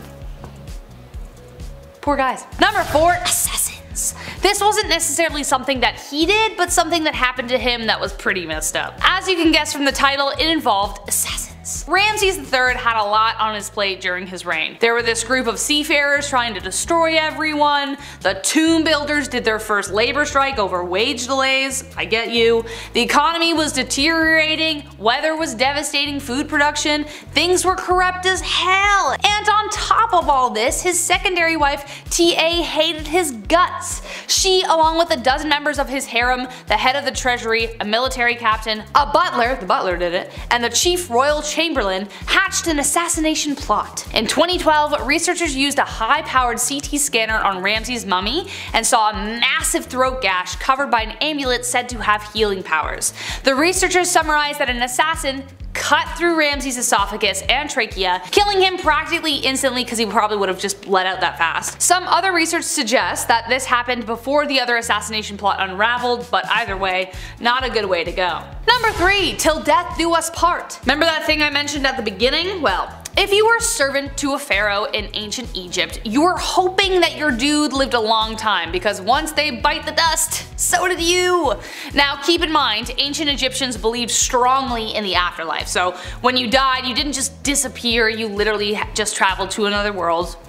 That's the whole idea behind religion anyway. The discovery team organized by NYU, Yale, and the University of Pennsylvania discovered macabre evidence of this tradition. While excavating the mortuary ritual site of Pharaoh Aha, they found 6 graves not far from his tomb. They were skeletons of court officials, servants, artisans who appear to have been sacrificed to serve the pharaoh in the afterlife. Aha's successor, Djir, had more than 200, which are also presumed to be sacrificial burials as well. Number 2. Marrying your siblings. Again, remember the thing I mentioned before and now I'm actually getting to it? I promised, and here we are. Not so long ago, it was normal to court your very own cousin, but today that would be considered a very large taboo. I'm not gonna lie, it gives me the skippies, okay? I don't like imagining even marrying any of my cousins, that's weird to me. But the ancient Egyptians took things even farther, or should I say brought it closer, by marrying their very own siblings. Hey, that's one way to guarantee that the line will stay in the family. But knowing what we know about the genetic pool being too close and the complications that can arise, there's things that can go wrong. But nevertheless, it happened. DNA testing from King Tut's corpse revealed that he was a product of a union between 2 siblings. Pharaohs believed that they were descended from the gods. Therefore, keeping it in the family was crucial in maintaining that bloodline. King Tut even married his own half-sister, same dad, when he was just 10 years old. However, generations of inbreeding resulted in a bone disease that got more severe each time. Cleopatra also married her own brother as well. That was a whole thing, and then she met Caesar and that whole thing we talked about, yeah, that thing. Let's move on. Number 1. Akhenaten. One of the most polarizing figures in Egyptian history, Akhenaten tried to get rid of religion and as a result they got rid of him. Akhenaten earned the title Heretic King, and a recent discovery has revealed that his deeds might have been a lot darker. Akhenaten came to power in the 1350s and reigned for around 17 years. He is known for creating a new religion surrounding Aten, who was generally represented as a sun disk. Sometime around his 4th year he started sending out agents to erase names and images of certain gods from existing texts and monuments. Around the 5th year he claimed to discover the location of the new royal city and moved Egypt's capital from Thebes to Akhetaten, today known as Tel El Amarna. There his people suffered greatly under slave labor, with bodies being uncovered younger than 20, many with bones broken, spines broken, along with evidence of severe malnutrition. When the pharaoh finally passed, his tomb remained unfinished and his name was stricken from the history books. At least now, we can see why. Number 10. Construction. We can't talk about ancient Egypt and the mysteries still unsolved there if we don't start on how the hell these things were built. And also, it's not just like 3 pyramids. There's 118 of these things. When did they have time to construct all of these? Ropes? Pulley systems? Yeah, I'm not convinced. Ramps? Ramps would have been a mile long against the pyramid's height. That's like hundreds of years right there. You ever dug a hole in your backyard? 2 feet. It's like 6 hours right there. And a sore back. Some have theorized a water hydraulic system was used to transport the carved rocks up slopes and tubes with tidal power. Okay, better. But like, how did they line up the rocks so perfectly and so square at the top? 1 inch off and every carpenter knows that's gonna shift everything. Also, the alignment to true north, the odd coincidences with the dimensions resembling the cosmos, they couldn't have known back then, you know? Buckle up, it's only gonna get weirder. Number 9. Chamber of Secrets. In 2017, scientists were able to peek inside the Great Pyramid finally using modern day physics. Particles, actually. What they found revealed numerous hidden secret chambers and rooms that were thought to never exist. The most bizarre discoveries was a massive unknown void nearly 100 feet long that lays just above the pyramid's grand gallery. Khufu, also known as the Great Pyramid, was received the most attention due to its size and age, but it wasn't the only chamber they found. Now, gold, mummies, manuscripts, ancient technology, what lies inside these voids? Also, how the hell did they floor and roof a room that's inaccessible? How do you build that inside such a small chamber already? Muon tomography uses cosmic rays of muons and generates a 3D image through nearly any material. This technology is groundbreaking, literally. Yep, found it, there it is. Number 8. The Saqqara Temple. The Pyramid of Djoser, also known as the Step Pyramid, is an archaeological site in the Saqqara necropolis. The discovery of a 4,400-year-old tomb, now seen as UNESCO's World Heritage Site, is the 6-tier, 4-sided structure, which very well may be the earliest colossal stone structure in Egypt, and possibly the world. Stone mounds were made in Europe for millennia, but it was the pyramid shape that started here. It was built 27th century BC during the 3rd dynasty for the pharaoh Djoser. The pyramid is the center of a huge complex and an enormous courtyard surrounded by ceremonial structures and decorations. Its architect was created from the Egyptian architect himself, Imhotep, the high priest of the god Ra. This guy was like the building manager, you know? The head architect. In fact, wasn't even found or really even studied till about the 1920s, and was recently excavated in 2018. The pyramid went through several revisions over the years, and in March 2020, the pyramid was officially reopened for visitors after a 14-year fix-up. Check out Netflix, they do a great documentary on this. Number 7, we'll call the fertility games. I have a newfound appreciation for modern medicine after learning a way our ancient Egyptian friends tested fertility was by placing a garlic or onion clove inside of a woman's. This is because ancient Egyptians believed that all orifices of a woman were connected, kinda like subway tunnels. Anyways, if the doctor could smell garlic on your breath the next morning, then the tubes were clear and the woman was fertile. But if the doctor couldn't smell garlic, then the tubes were blocked and it was assumed that the woman couldn't give birth. Once you are pregnant though, you can find out the sex of your baby in another bizarre tradition, popping a squat over some barley. Why? Because if it barely grew, then the baby was a boy. If the barley grew like crazy, then the baby was a girl. This test was believed to be highly accurate, and they weren't wrong in that. Turns out the test was actually accurate in 70% of all cases. And in 1963 lab testing, the urine of a pregnant woman did cause the seeds to sprout. Since she was in fact pregnant with a girl, it's likely the seeds start to grow faster due to elevated levels of estrogen, which stimulates growth. I can think of some truly hilarious ways to integrate this into a gender reveal party. But kids aren't for everyone, and that's okay. Ancient Egyptians were notoriously not fans of them, so let's talk number 6, safe sex. There are actually lots of stories of Egyptian contraceptive methods, but don't get too fascinated because these aren't anything you want to try and recreate. Egyptian women would collect the dung of crocodiles or elephants to mix with sacred herbs and honey. They would then apply this paste mixture to their vulva and up inside the vagina as a protective seal on their genitals. Okay, men, don't think you're getting much better though, as your contraceptive was to rub onion juice all over your junk. If neither of these worked, which shocker if they didn't, the Egyptians had an herb called silphium, which was used to help devoid a woman of an unwanted pregnancy. They even knew what has been confirmed today, that achia gum from an achia tree worked as a spermicide and would reduce the likelihood of pregnancy after the fact. While it's impressive they figured out what they did, this whole section just has yeast infection written all over it, so let's just keep going for everybody's sake. Number 5, let's reuse, reduce, and recycle our rotten food. More questionable cure-alls. As I mentioned in point number 8, moldy bread was used by doctors for medical reasons such as medicine or gauzing techniques. This is because Egyptians, from what we can gather, seem to have figured out the antibiotic properties and believed the exposure of mold to a wound would better aid in the immune system for next time, if not at least help quicker healing process this time. But Egyptians also reused other rotten foods. For example, sour milk was also used medicinally. Believed bathing in it would help with skin disease or dryness. I mean, all that sand is bound to have a little bit of a chafy effect. Honey, which also happens to be a natural bacteria killer, may not have been rotten, but it was put on open wounds similar to how we use polysporin today. And while rotten donkey liver may not have been medicine, the Egyptians were quick to slather it on their head and get a nice even dye job. Number 4 in our countdown is a different kind of rotten, the casual neck The Egyptians were known for their fascination with life, death, and sex. In their beliefs, the god Ra actually created the universe and the first two gods through masturbation.